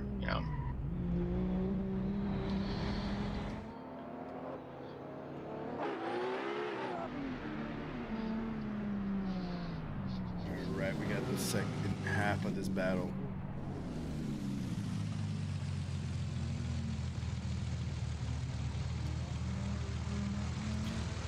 Jaku in the chase. Shishov Rapina in the lead. Shishov coming out here with that S chassis, and it looks like he is locked in, gripped up, using that left foot brake so he could get into inner clip and stabilize the car. Going to this outer zone 3. Looks like a possible tire drop on outer zone 3. Transitioning to this power alley, and look at Jaku methodically moving like a shark in water, trying to dive into the pocket and then bite off the door of Shishov Rapina. I think Jaku knew exactly what he had to do there and executed it with such precision. Look at the transitions are timed perfectly. He's right there. Shishov dropped a tire there, but Jaku just followed him right through it, just mimicking that lead. I mean, look at that. Come on. It's insane. It's putting that Absolute lead class tire act onto from the door. Jakku. Jakku is a Right. savage. In not only last year Jakku was able to drive a actual pro drift car. Another driver you see here competing, Zach O'Sullivan. He was able to drive Ryan Littoral's car. I believe is in Utah. He drove it around the flat track, Yeah. the skid pad, and then he got it to his own car, and it's just once that mosquito bites, it just keeps going. But here we go. Jakku gets the win and moves on. The analogy of mosquito, that didn't work out right. It sounded a little bit better in my head, but I would say it's more like a tattoo. You get your first tattoo, and then you just Right, want and then more. you just keep going. Yeah, it gets out of hand really quick. And then you try to go to that Friday the 13th sale because it's cheap tattoos, and that line is wrapped around the building. So that's and then next thing you know, your mom's just pissed. Yeah. yeah. Why'd you mark your skin up? I could fill it on with crayon. Here we go. Sam Cuddy in the chase. Alexander Element in the lead. Sam Cuddy in the A80 Supra. And look at Alexander Element, just like a rocket man, shooting into outer zone 1 into 2 and hitting the inner clip, going to outer zone 3 using a little bit of left foot brake so he can stabilize the car to go into this power alley, and then going to outer zone 4 and 5. Beautiful fill out from the lead. Wow. Through 1 and 2, it almost looked like borderline running away. Alexander is flying through this track, but he has some pretty good angles still too, so dude is just fast.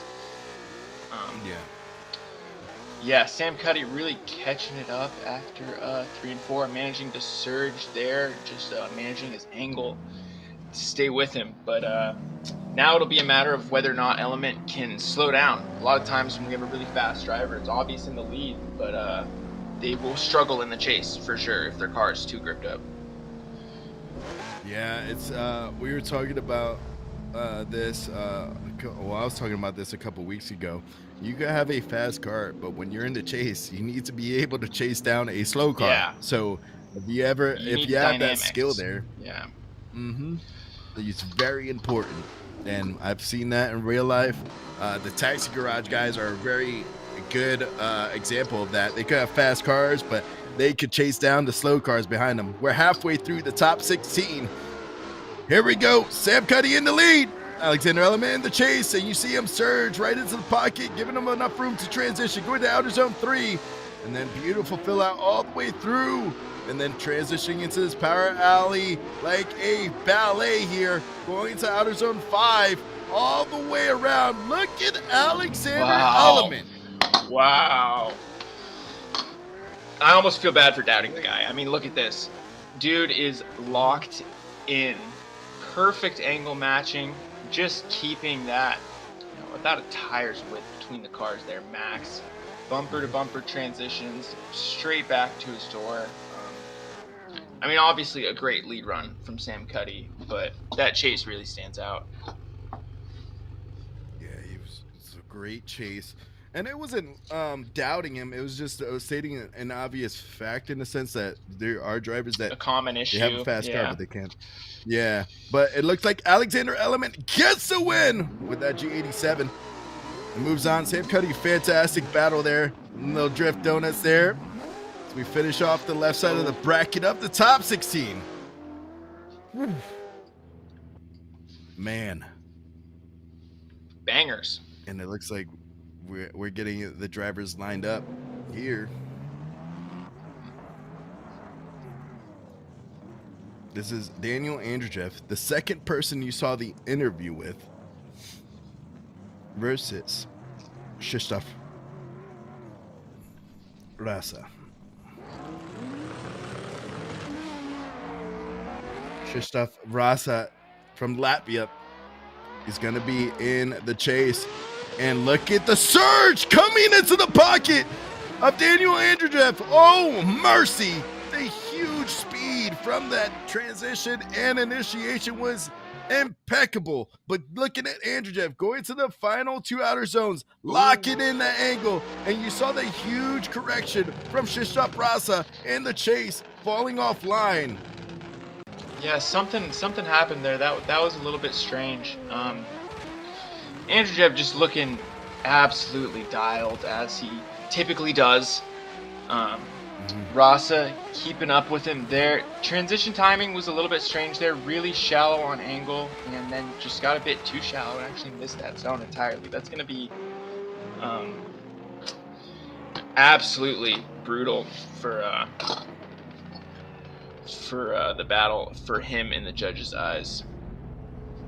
Yeah, it's a big mistake, especially at this level of drifting. Even, you know, if dropping a tire is a big mistake, missing a zone is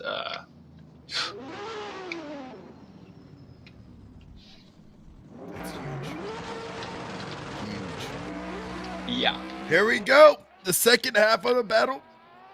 Andrejev now in the chase, coming in here, locked into angle, surging a little bit forward in the pocket, then using the e-brake to help himself out. And it looks like he is staying right there in the pocket as Krzysztof Rasa is just lighting off the tires throughout Mondello, rubbing that back bumper on the wall, and then Andrejev falls behind a little bit, massage the angle so he can get the proximity back. Woo! It's kind of bizarre, the same spot, almost the same issue, maybe just not as bad. Look at how close Daniel is here, and snappy transitions, perfectly on time. Just, man, that kid can drive. And then right here, see the second transition? It's just a little bit weird. Falls out of it. It's like the clutch slipped or something. I mean, that was strange, out of character for him. These guys are out here just going insanely. It's great to see these type of battles. I love. I don't. Me personally, I wouldn't like robotic battles. I like the human aspect of it. But we have the judge's decision. Daniel Andrejev gets the win and moves on. Great job from Andrejev as he is moving on through this. He might be a repeat. He could podium back-to-back years on Mondello. And I'm catching up with chat. If you guys are typing in chat, I am looking at it. Louis Vino says, "Sup, chat." What up, Louis? Is that Louis Trevino? I'm sorry. I don't know. Maybe. It could be. Well, now we have Alan Hines in the lead. And Vitaly Isaiah this will be a good battle. In the chase. This is a battle that you could see in the finals. Here we go. Alan Hines coming in with the Irish flag on his roof as he is going to outer zone 1 and 2 and then transitioning to outer zone 3. Alan Hines locked in with the slick back hair as he is going through each zone and then rubbing that back bumper on that wall, going all the way through. Laser focus, hitting the final outer zone. Beautiful driver. Vitaly is an absolute demon in the chase, and he really always has been. Ever since I first started commentating, I've been watching this guy just kill it. I mean, look at the transition timing here. It's flawless, and those two transitions really stick out to me throughout this whole event. If you can pull those off, you know, you're in good shape, and Vitaly definitely did a great job there. So Alan's going to have to nail it to his door in order to compete chase to chase there.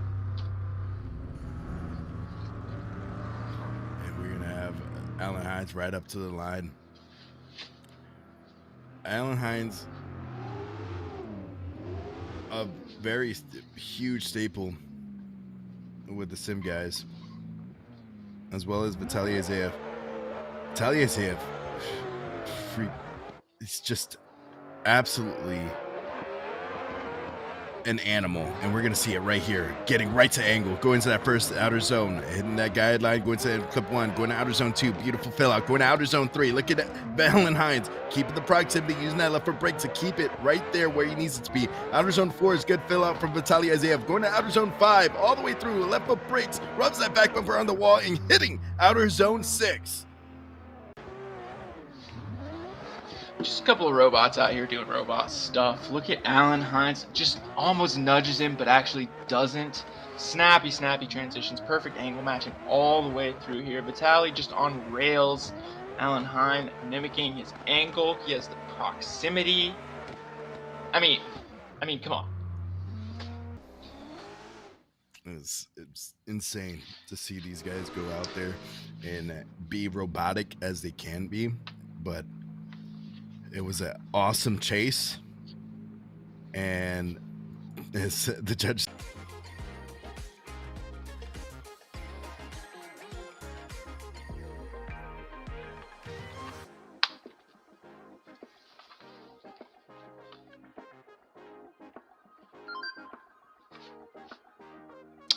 Oh, there we go. You're back.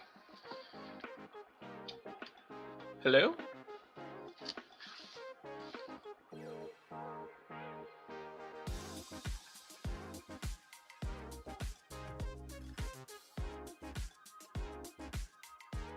There we go. We are back. Sorry, there was a connection issue a little bit. Difficulties all day. Man. Oh, Cool. man. Oh, we're back. Sorry about that, guys. A little bit technical difficulties here, but I thought it was on my end. Yeah. oh too. I started talking and we're so used to it that we're like, do you hear me? But Yeah. we just saw Alan Hines move on, right? And it's gonna be excited to see how he drives against the next battle. The next battle, the winner goes. What was it? The next battle is going to be between Alex O'Hara and Stanislav Tarasov. So the winner of that goes to battle Alan Hines. Am I correct? No, he's going against Andrzej. No, we my have goodness. Hines and Andrzej, yeah. Which is gonna be sick. That's gonna be an absolute banger. That's insane. Stanislav Tarasov and Brandon Patrick here. The top 16 battles. Then we go to the grade 8. Here we go. Brandon Patrick is going to be in the chase. Locked in. Trying to get to the door of Stanislav Tarasov. Stanislav Tarasov hits the inner clip 1. And then Brandon Patrick does make a huge correction in the chase. Now he's trying to dive into the pocket. Went to outer zone 3. Then transitioning to outer zone 4. Great fill out going to outer zone 5. And oh mercy. That front of that car is bucking up from a Brandon Patrick. Brandon Patrick,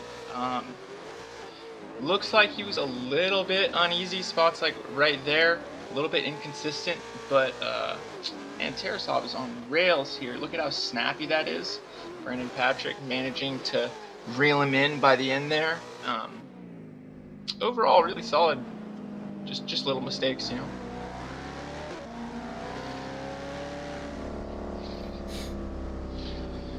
Brandon Patrick been making some really great YouTube content I've seen recently of doing tutorials on how to drive tracks and stuff like that. I really love it when these pros share their wealth of knowledge. You know, that's always great. They're great people to interact with too. I always get excited when they drove former cars that I used to love here. But here he goes, Brandon Patrick snapping initiation, going to that first outer zone. And look at Stanislav Tarasov using the proximity to stay right there to the door, not matching angle as much, but then now using the left foot brake to give him room in the transition, going to the outer zone 3 and 4 as they're going to outer zone 5, left foot braking from Brandon Patrick. And look at Stanislav Tarasov holding the proximity and rubbing that front tire in there. And Brandon Patrick does a 360 at the end. Stanislav doing the typical Stanislav thing, being aggressive right on his door, not holding anything back, saying, hey man, these are virtual doors anyway. No harm in that. And in this transition, he really just loads it up and almost over-rotates for a second there, but somehow manages to stick right there with him. Brandon Patrick with a 360 at the end. I love the livery. Both drivers just turned up for that one. Yeah, that's a sick livery. That's a clean livery right there. That feel of it. I do like Tarasoff's livery, but I think this Stanislaus a is good pretty- too. Yeah. Yeah, it's just the hood of Brandon Patrick looks absolutely sick from what I've seen. And you guys talk about these cars being modeled from real life drivers. You also got some talented guys that make designs here. But look at this replay here. Brandon Patrick in the lead, absolutely stellar. You see Stanislav Tarasov transitioning, and then going to outer zone. Ooh, That's that spot I was talking about. A little bit of over rotation almost. He just loaded the car up and a little bit too snappy. Yeah. But it didn't really cause him to fall back or anything. It was just a bit weird looking. All right, slide it left for Tarasov, slide it right for Patrick. And Brandon Patrick gets the win and moves on to the next competition of the Grade 8. Now we're going to be on the last battle of the top 16 here. So Brandon Patrick will battle the winner between Kwaczynski and Sandman.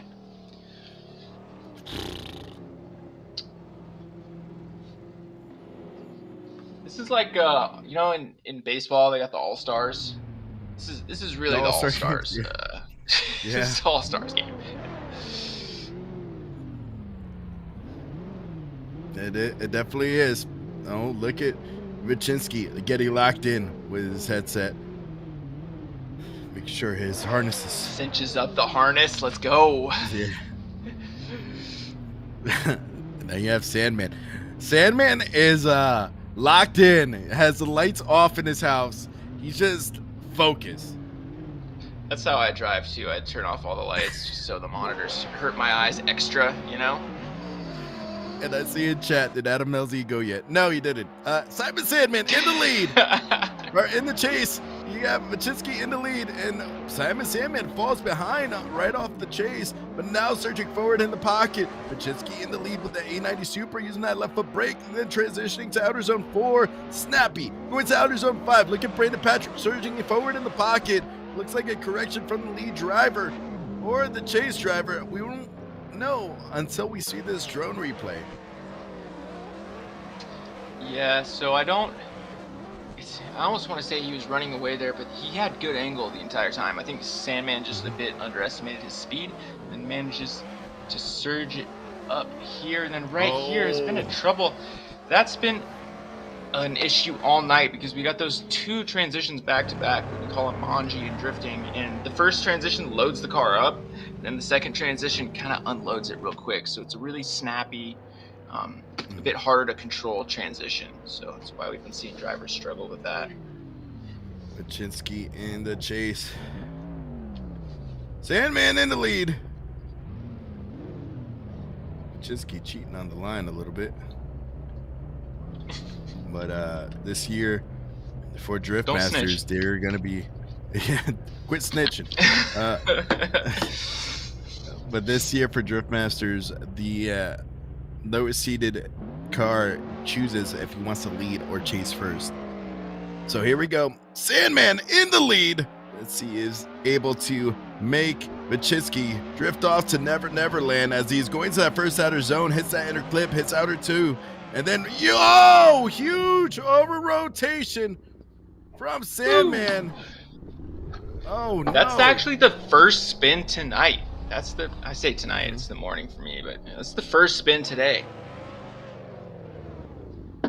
That's rare to see.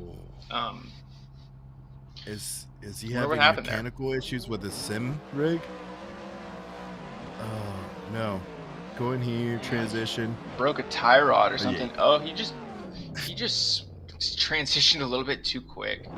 Maybe gave it a little bit too much clutch. Or Too much I saw him steering messing input. with his sim gear when afterwards he might have lost force feedback. Oh, it could have been something like that. That's true. Mm-hmm. And Sometimes it's very force similar feedback to what you're saying. can skip.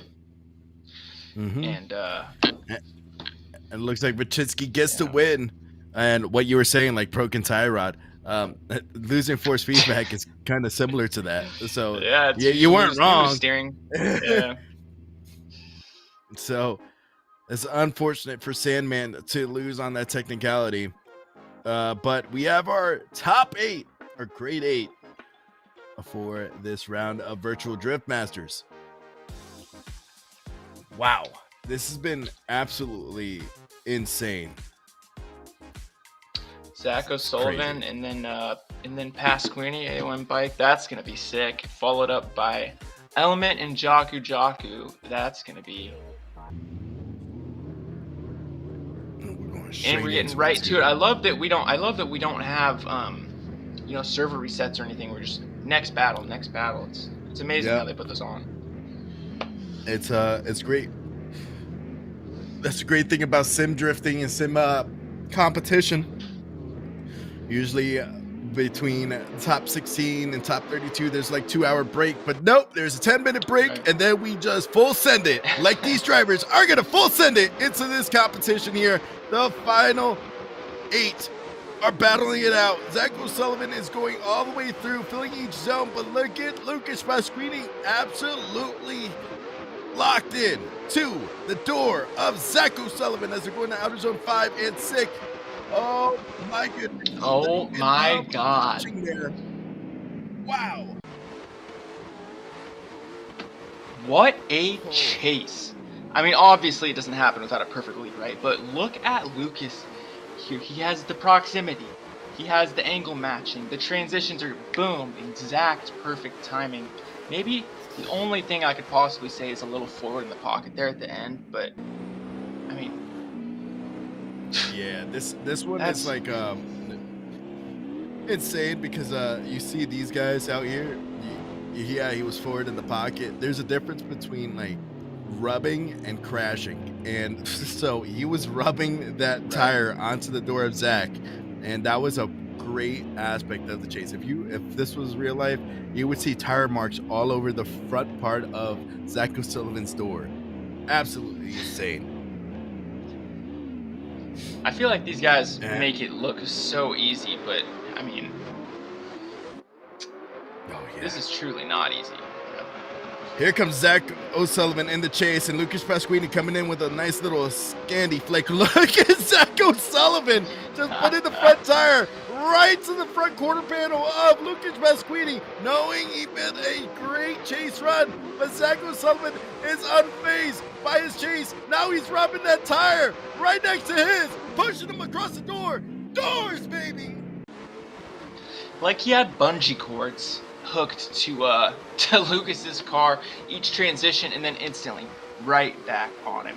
Just never. I don't think he lost him for more than maybe an eighth of a car length the entire run. Look at him instantly right back there, front tire to front tire, nudging him across the line, saying, "Let's go, buddy." That was incredible. The angle matching was not perfect, but you have to sacrifice something. You don't just get that type of proximity for free. So, and that was incredible.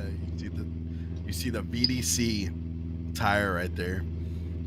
So VDC has put together the physics for the virtual drift masters here. They've been helping out. Craig Fulham is also the guy for VDC.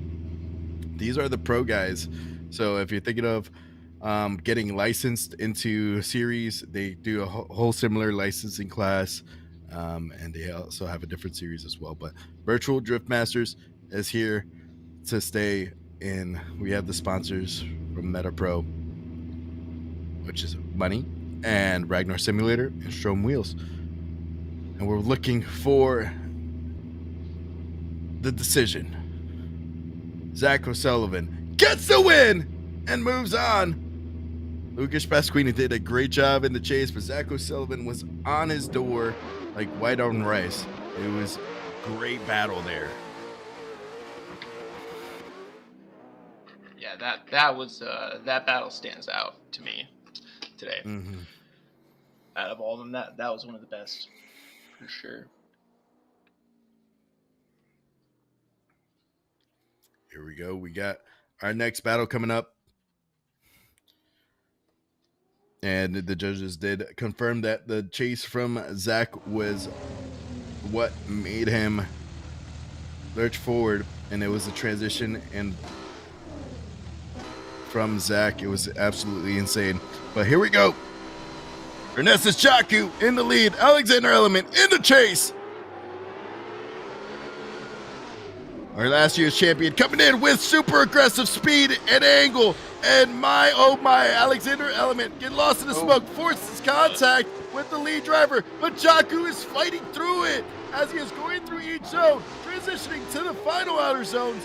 My, oh my, Chaku being like Rocky Balboa, getting punched, but still going in the fight.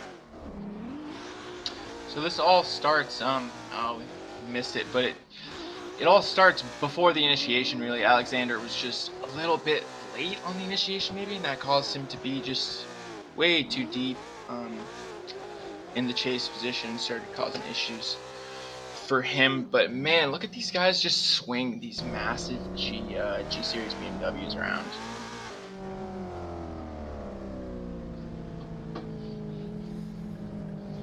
And if you guys, I said, was that? No, go ahead, sorry. Oh, I was gonna say for the people that are watching at home, and it's Father's Day. Happy Father's Day to all the fathers out there. Yes. I wanted to add that. I know it's already in the midway through our grade 8, but I had to say that to the dads out there. Here we go, Alexander Element in the lead. Snapping right into angle, and look at Jaku. A little forward in the pocket, giving him room. Oh, rubs the bumper against Alexander Element as they're going through each zone.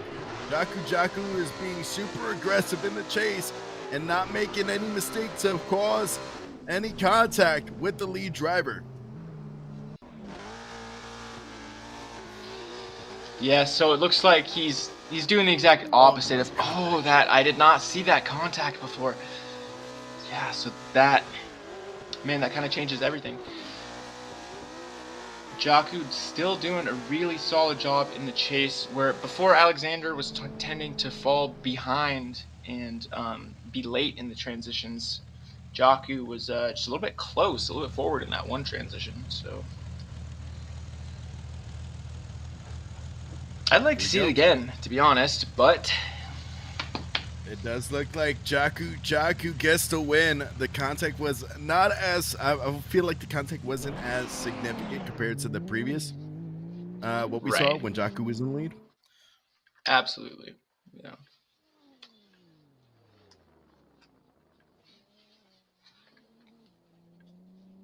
Here we go. Our next battle is going to be on the right side of the bracket. We have these guys out here just straight getting locked in. Andrew Jev and Alan Hines. Alan Hines is pulling up to the line. We've seen this battle last year. These two guys have competed last year. They're moving on. The winner moves on to the final 4. These two are heavy hitters on this track. We've seen the interview before. Now is the battle. Who moves on? Andrew Jeff locks in the angle, and look at Alan Hines matching angle right off the rip, going to outer zone 2, and Andrew Jeff gets huge angle, going to outer zone 3, and floating in there, transitioning into this power alley. Look at Alan Hines getting super aggressive, rubbing the front tire on the door. He is locked in. Oh my God! Missile right to the door in the pocket. Wow. So Andrew Jeff is just on rails. I mean, what's new, right? Alan Hines knew that, and right there was the only part that I think might have been not flawless. But look at right here, surges perfectly. Look at that. I mean, what is going on, bro? That was insane to watch. The judges said the one of the battles before the chase, that was like one of the best chases, and that was Alan Hines' previous chase battle. And that was insane to watch. Dude is insane. Alan Hines today is now in the lead. Andreev in the chase. Andreev in the BMW. Alan Hines comes in here, floats into the first outer zone, lights off the tires. Look at Andreev, and he's using all of the track as much as possible. Oh, mercy, the proximity as he falls a little behind to let Alan Hines transition and then gets right back to the door of Alan Hines as they left the break. And Andrea pushes him across the line, yelling doors. Oh my god. Holy AI, dude. Look at these guys. Robots here, man. Look at Andrejev. Just, wow. As close as you could possibly be. Barely enough room for the transition. And then instantly, I mean, I'm at a loss for words here. That's just incredible. I don't even have an analogy for this. I mean, this is... What is going on? It's some of the best drifting I maybe have ever seen, if I might say. That's incredible. Insane.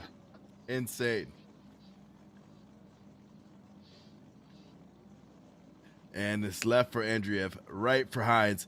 And Andreev gets the win and knocks out Hines and Mondello. Wow. And at this level, it has to be the smallest of things to cause that, you know?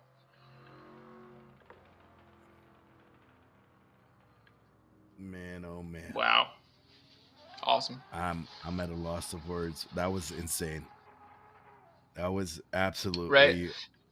Like when your job is to like analyze something, and then the thing is just like the most perfect thing you've ever seen. Yeah. Yeah. It's insane. Now it's the final battle of our top 8.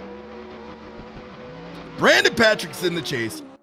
Vachinsky in the lead.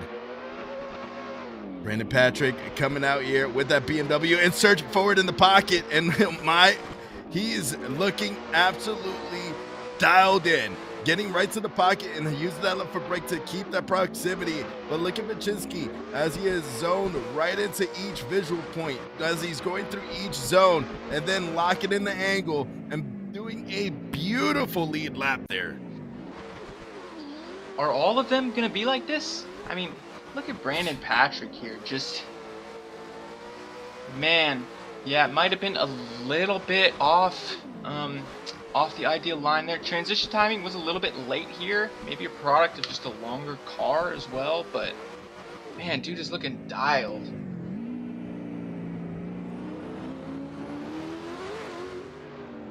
They're going back to this line here. Thankful I'm not a judge today. I'm thankful as well. But here we go. We have our last battle here for the top 8, the grade 8. Brandon Patrick is now in the lead. Coming in, huge angle. And look at Vachinsky right to the door of Brandon Patrick right on the initiation. Brandon Patrick going to outer zone 3, locked in, not even phased by the person in the back, screaming with that A90 Supra. Brandon Patrick was not as close to the wall as he used to be, but man, oh man, look at Vachinsky. So calm, cool, and collected in the chase. I don't know how you can be like that. So it's another perfect run, right? But perfect in different ways though. Like we're seeing not as quick of proximity here, and watch the transition timing here. It's better for Kuczynski versus Brandon Patrick when he was in the chase. So there's, you know, they're both 99-point runs, but the missing 1 point is in different areas. Yeah, and if you're looking at the drivers, you see Brandon Patrick like right in the pocket, in the sweet spot of the pocket. But Vachinsky was a little bit far back towards the end. So I think the judges might look at that. But we have left for Vachinsky, right for Patrick. And it looks like Brandon Patrick gets the win and moves on. And now we are going to be tuning in with Rose. We're going to be looking at these bracket here. And then we will have another interview in a bit. But look at this. The final 4. Zach O'Sullivan versus Jaku. Andrea versus Brandon Patrick. This is going to be insane battles here. Right here. Battle of Titans. I'm super excited to see what happens with these guys. Rose, you're here. How you feeling? I'm This here. is the first time you're being with the sim. How excited are you, and how you feeling about it? It's great. Like, I mean, it's really great to be this involved in this side of the competition because normally I'm the other side of the screen with all the fans just watching, messaging in, shouting for the people I like the most. So today it's a very different experience, but it's really, really good. And it's been awesome to catch up with some of the drivers already too, like Zach and Daniel. Yeah, it's awesome to have you aboard, a part of the team, doing the interviews. Great job on the interviews, by the way. And Jacob, what are you excited for this Final Four battles too?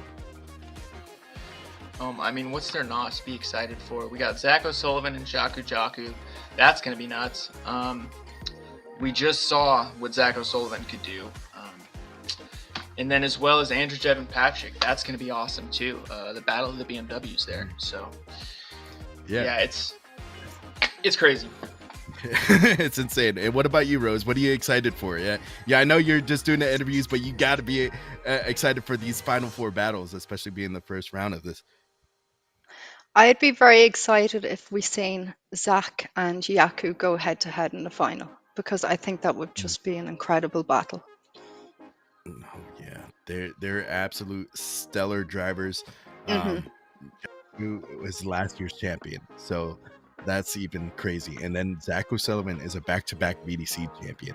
So you're getting a final battle, whether you like it or not. So it's going to be awesome for the viewers. So, we got all BMWs too, as well.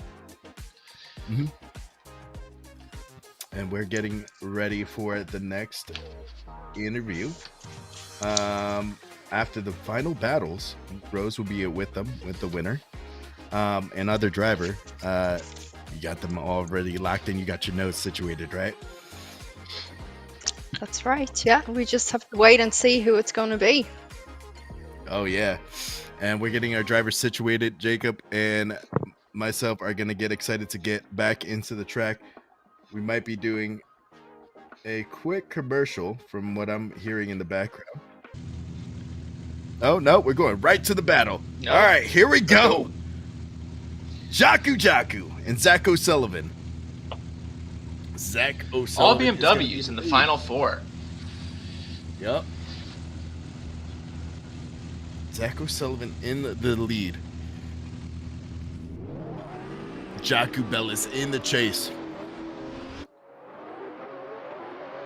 Jaku is going to try to reel in this big old fish, and Zach O'Sullivan locks the angle with that BMW, and look how so methodical Zach O'Sullivan is, getting right to angle and filling each zone as best as possible. Look at Jaku trying to be as super aggressive, giving the pressure to Zach O'Sullivan, searching into the pocket on the final two outer zones, and getting absolutely doors all the way through.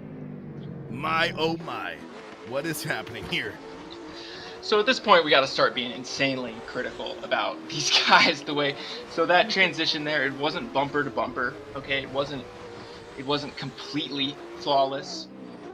These transitions here, super quick. Jaku's a little bit shallow on angle in some spots, but I like to say there's no free proximity, so you got to give up something there.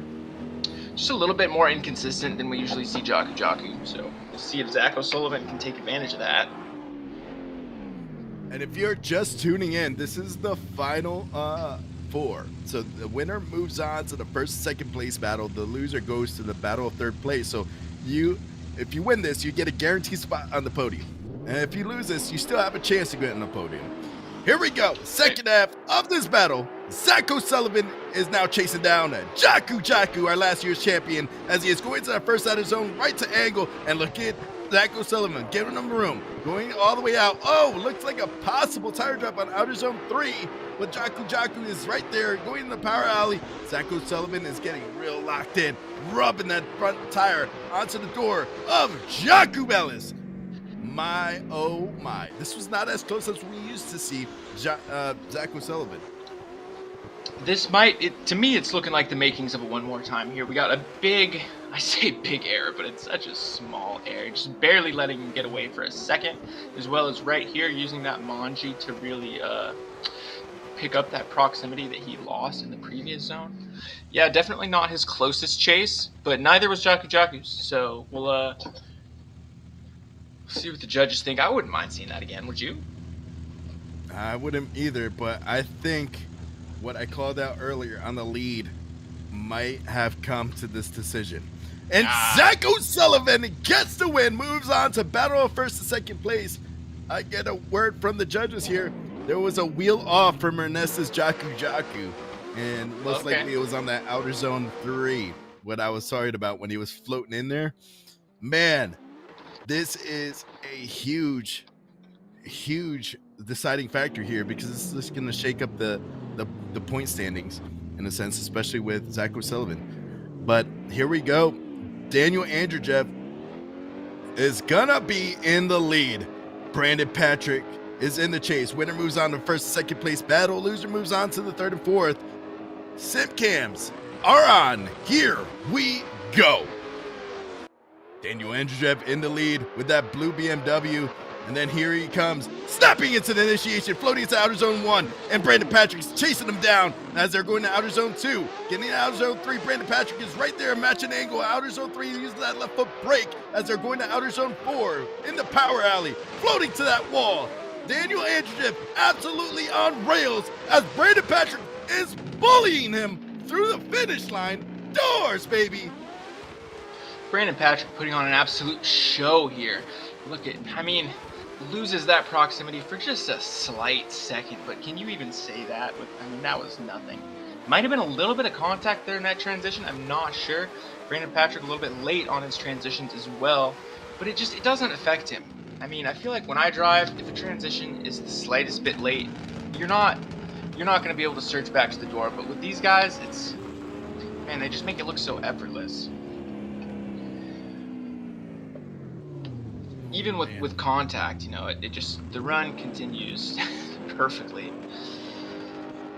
Yeah, it's great Amazing to see these kind skill. of drivers do that and fight through contact. I always tell people that it makes me enjoy the battle even more, because it shows the character of a driver you are. Here we go. Patrick in the lead. Andreev in the chase. Brandon Patrick locking into angle. Look at Andreev getting the close proximity right off the rip. Forward in the pocket. Oh no! Some contact made from Andreev. He is talking to himself as he is going through each zone. He's kind of upset on everything going through, but able to lock in the angle and hold the proximity alive as Patrick finishes the lap. I just feel the heartbreaks. I know what that feels like. That sucks, man. He really wanted to be there because he knew he had to be close in this run, and it was just a little bit too close. Decel came a little bit earlier than he expected.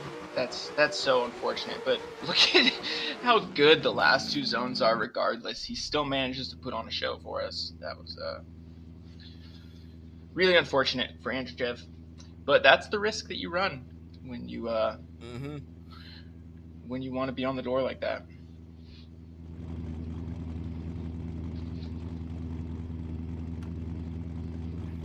Beautiful Strom wheels. Yes, the Strom wheels out there. Some sponsor for the series. And we're waiting for the judge's decision here. And it looks like Andrejev is on the left. Patrick to the right. The BMW will win. But which one? It'll be the one in blue. They're both blue, by the way. Jacob, I don't know if you got that. I do now. Couple of sick liveries too, now that you mention it. Look at Brandon Patrick's. That is nasty. Definitely, the winner will have a wing on the back of their vehicle. Oh, will they? Yeah, guaranteed. Man, this is really intense. The judges. I know. You are know they're going watching to the figure it out. replays. Yep. I actually love moments like this because it really goes to show that we're not rushing through any decisions. If there's any doubt at all, these judges are going to figure it out. You know.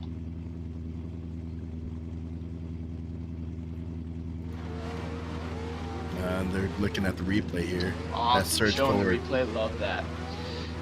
Yes. They're So searching who's forward. at fault there? To the untrained eye, it might seem like it's, if the chase hits the lead, it's obviously the chase's fault, right? But it's really not that simple in drifting. And it looks like Andreev gets the win and moves on to the battle of first and second place. And Brandon Patrick goes to battle for third and fourth. A split decision, too. Congratulations to Andreev on that. That was a great battle. Now here we have our Drift Masters bracket. You see the final A and final B. The final A is the battle for first and second place. Is Zach O'Sullivan versus Daniel Andreev. And the final B will be Ernest Jaku Bellis and Brandon Patrick. Okay, and it looks like the judges have came to the decision for the previous battle that the contact was Patrick's fault from two of the judges. An actual split So decision there on whose Yeah. fault the contact was. That's interesting. Yeah. Must have been very close.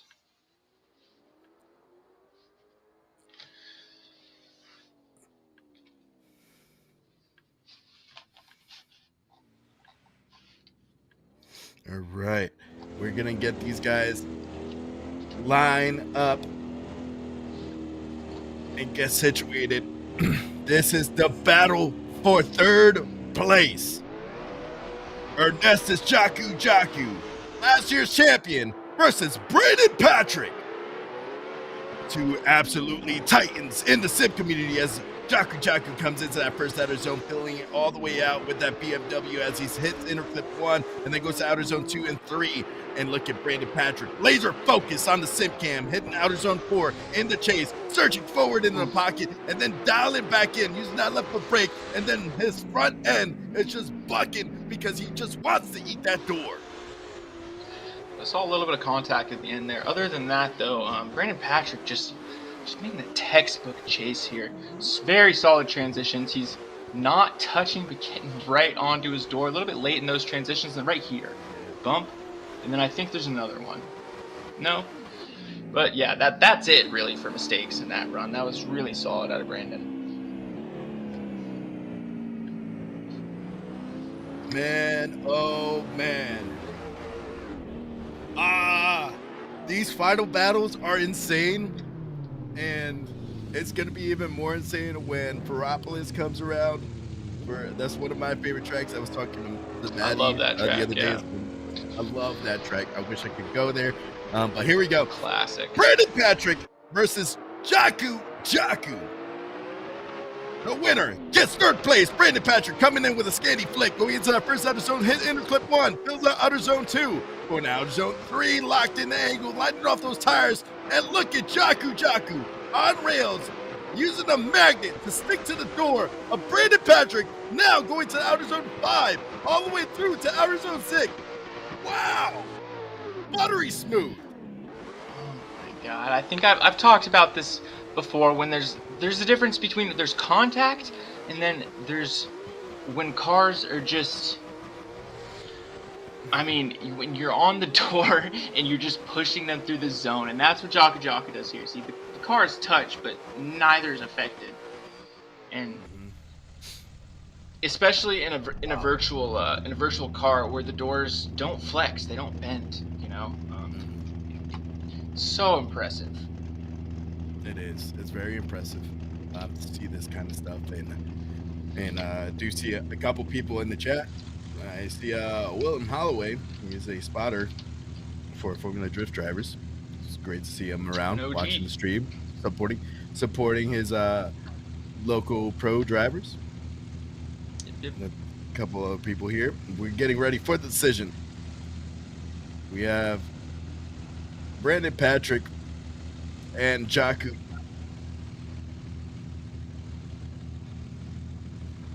Okay, it will be left for Jaku Bellis and then right for Patrick. And it looks like Jaku Bellis gets the win and moves on. We're going to A show little the bit of bracket error here. with the graphic there. Yep. But Jaku Bellis gets the win. Okay. Great job from Brandon Patrick. He gets 4th place. That's huge points. Huge points. Now we have our final battle. Zach O'Sullivan versus Daniel Andrea. Insane battles here. It's gonna be awesome. I'm super excited here. Whew. Oh my goodness. Our final battle. People in chat that are watching, who are you going for? You have Zach O'Sullivan versus Andrea. Type in the chat. Who are you going for? USA? Or are you going for the man, Daniel Andreev, coming from Lithuania? USA and Lithuania battle here. Zach O'Sullivan and Andreev. The guys that had the interview today meet up in the final. Battle for 1st and 2nd place. Zach O'Sullivan in the lead, coming in with a weight transfer initiation, going to that first outer zone. Look at Andreev trying to surge into the pocket of Zach O'Sullivan, going to outer zone 2. Oh, huge contact, but Zach O'Sullivan is fighting through it in outer zone 3. Going to outer zone 4, transitioning to outer zone 5. Andreev is surging right to the pocket, locked into the angle as they're going to the final outer zones. Yeah, so Andreev is playing it super close here. I wish we could have saw that beginning of the transition. He just snapped to it real quick, and then there he just decelled a little bit too late, I'm assuming. Transition looked great, but then just a little bit of collision, and not letting that stop him from finishing the run out. So, just huge error though. Look at that run and see if there was a slowdown or anything happened there. You have this is the final battle. You got to figure out who was truly at contact. So for now, for the time being, I would say it would be fair to say that Zach has an advantage here, right? I think so. Give or take? Yeah. All right. Zach O'Sullivan is on the left. He's in the chase. And Andreev is in the lead. Coming in with a nice initiation, going to that first outer zone. Look at Zach O'Sullivan locking in and being as consistent as possible. Being concerned with the chase. Now he is reeling them in with the proximity, going into this power alley. Transitioning a little bit late than what you normally see. A little fall in the pocket. Now here's Andreev going all the way through outer zone 5 and 6 and filling it all the way out. Zach O'Sullivan doing a great job here. I would almost say playing it conservative, but he's still right there. So just half a car's length right there, bumper to bumper transition, and then this zone right here where Andreev made his mistake, Zach O'Sullivan executes perfectly. First part of the Manji, great. Second part of the Manji, he goes forward in the pocket a little bit. That's his mistake, I would say. And if the first run, if that does wind up being Andreev's mistake, then I think the tide may be in Zach O'Sullivan's favor. But not a judge. Yeah. Don't want to be a judge. So. Yeah, being a judge is really rough. After the winner of this,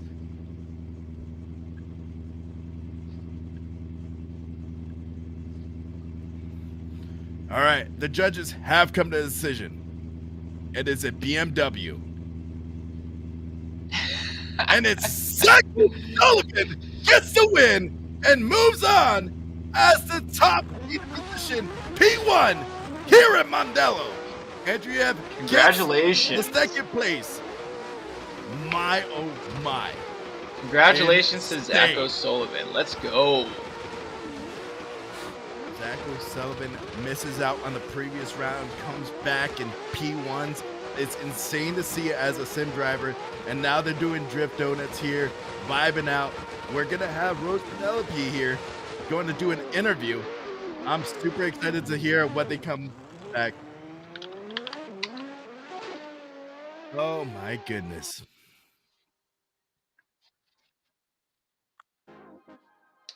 Right here, we see the bracket. It's Zach O'Sullivan as the top dog here at Mondello. Jaku is third place, and Brant and Andrew Jeff gets second place. Brandon Patrick gets fourth place. Great job. Great job from these drivers. All these guys out here has been fantastic. Phenomenal performance in Mondello.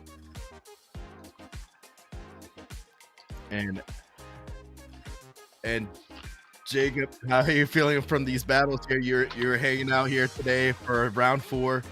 What was going through your mind throughout each battles? Man, just having to be so critical. I don't know if I can think of another competition. Well, DCGP is pretty critical, but this is insane. I mean, this is really top level to where the slightest mistakes are absolutely fatal for these drivers. So, man, that was just awesome to see.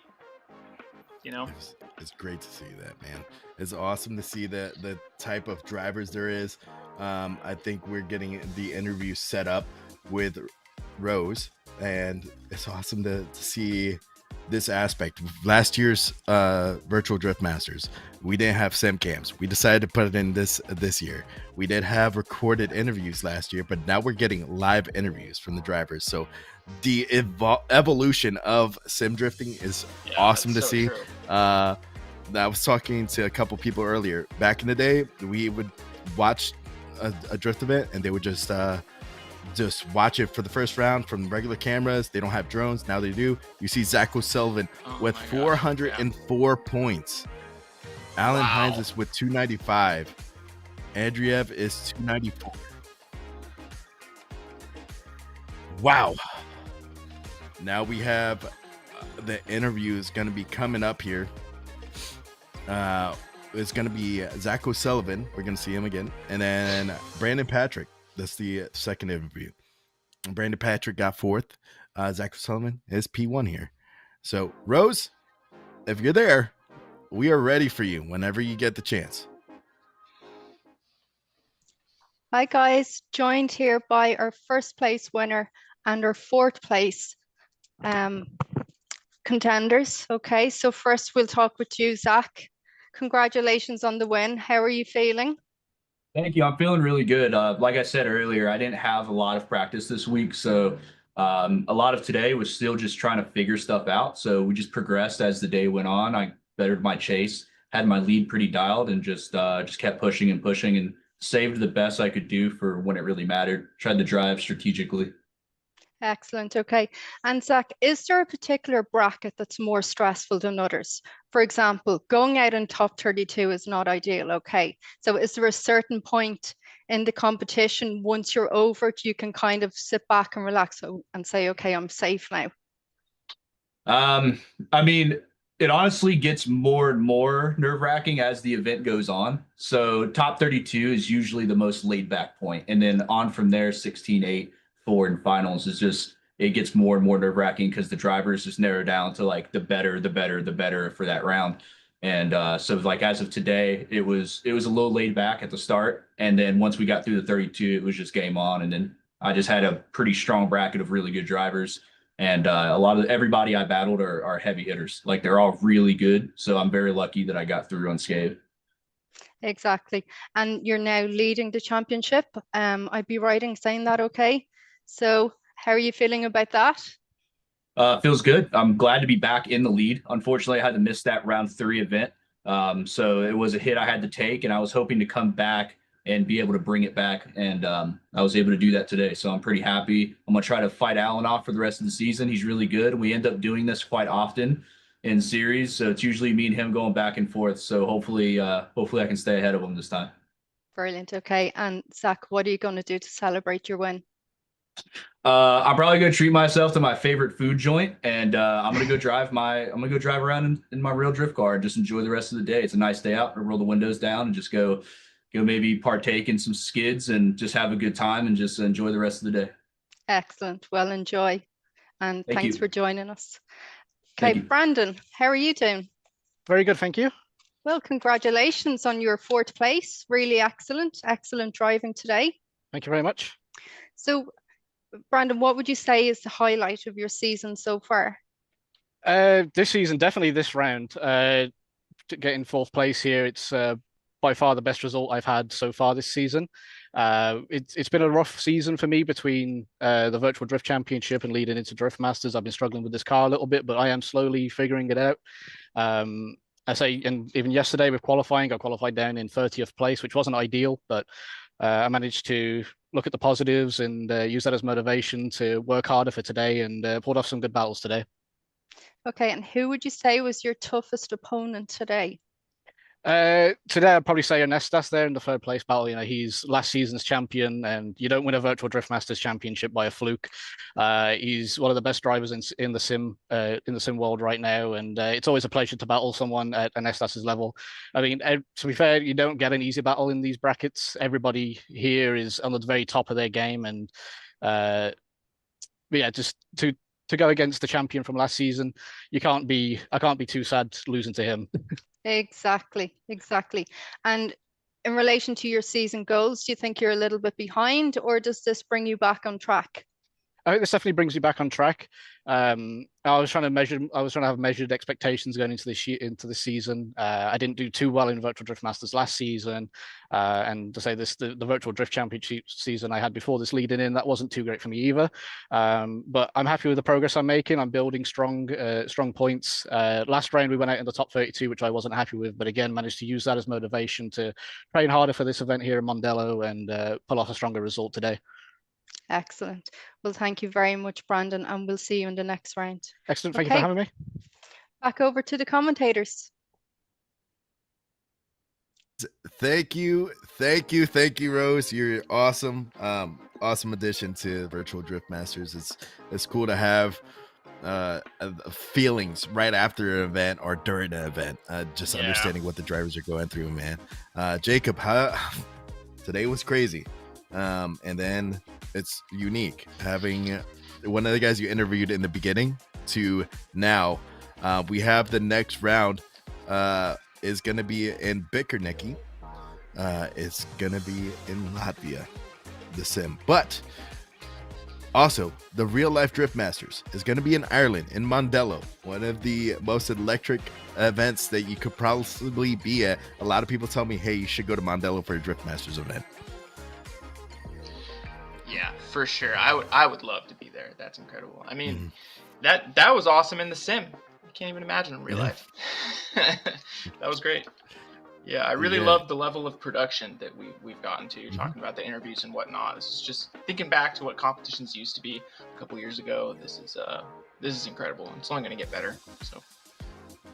Yeah, and if you guys are tuning in, definitely drop a subscribe and a bell, ring the bell notification for Drift Masters. We do the qualifying.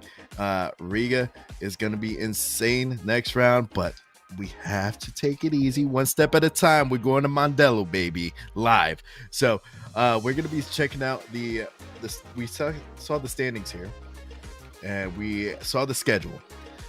Virtual Drift Masters always happens about 2 weeks prior to the real life event. So if you guys want to tune in, check out the events, see the layout, especially some people were excited for Germany. I'm excited for it. It's going to be awesome to see that.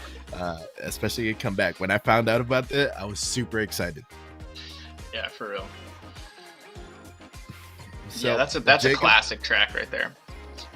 Yeah. And what is something you're excited to see for the rest of the season from these drivers, Jacob? Like you were saying, Ferropolis. I'm so stoked for that. And I want to see if Zach O'Sullivan can maintain his lead here. I mean, it might seem like a massive points lead right now, but he even missed last round. So just goes to show things can change quick. Yeah. Yeah, he missed the last round. There's 3 more rounds, right? Three more rounds next. Yeah, so to miss a round and still have that massive points lead, that's crazy. He's on fire. Yeah. Oof. But you have Alan Hines here getting ready for possibly going to Mondello, as we talked about earlier. We're getting everything situated here. For the people in the chat, appreciate your love and support. We're going to be heading on out. I hope to see you guys on the next virtual Drift Masters, and definitely have a wonderful rest of your evening. Happy Father's Day to you guys all. Yes.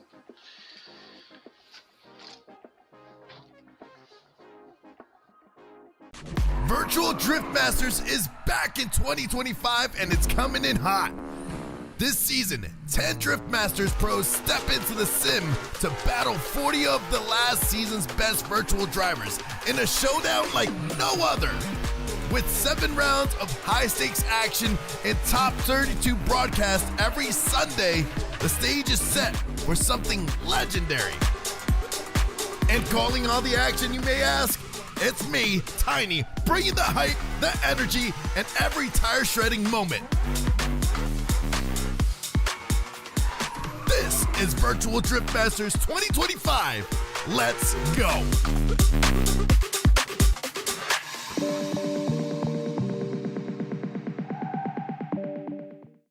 Virtual Drift Masters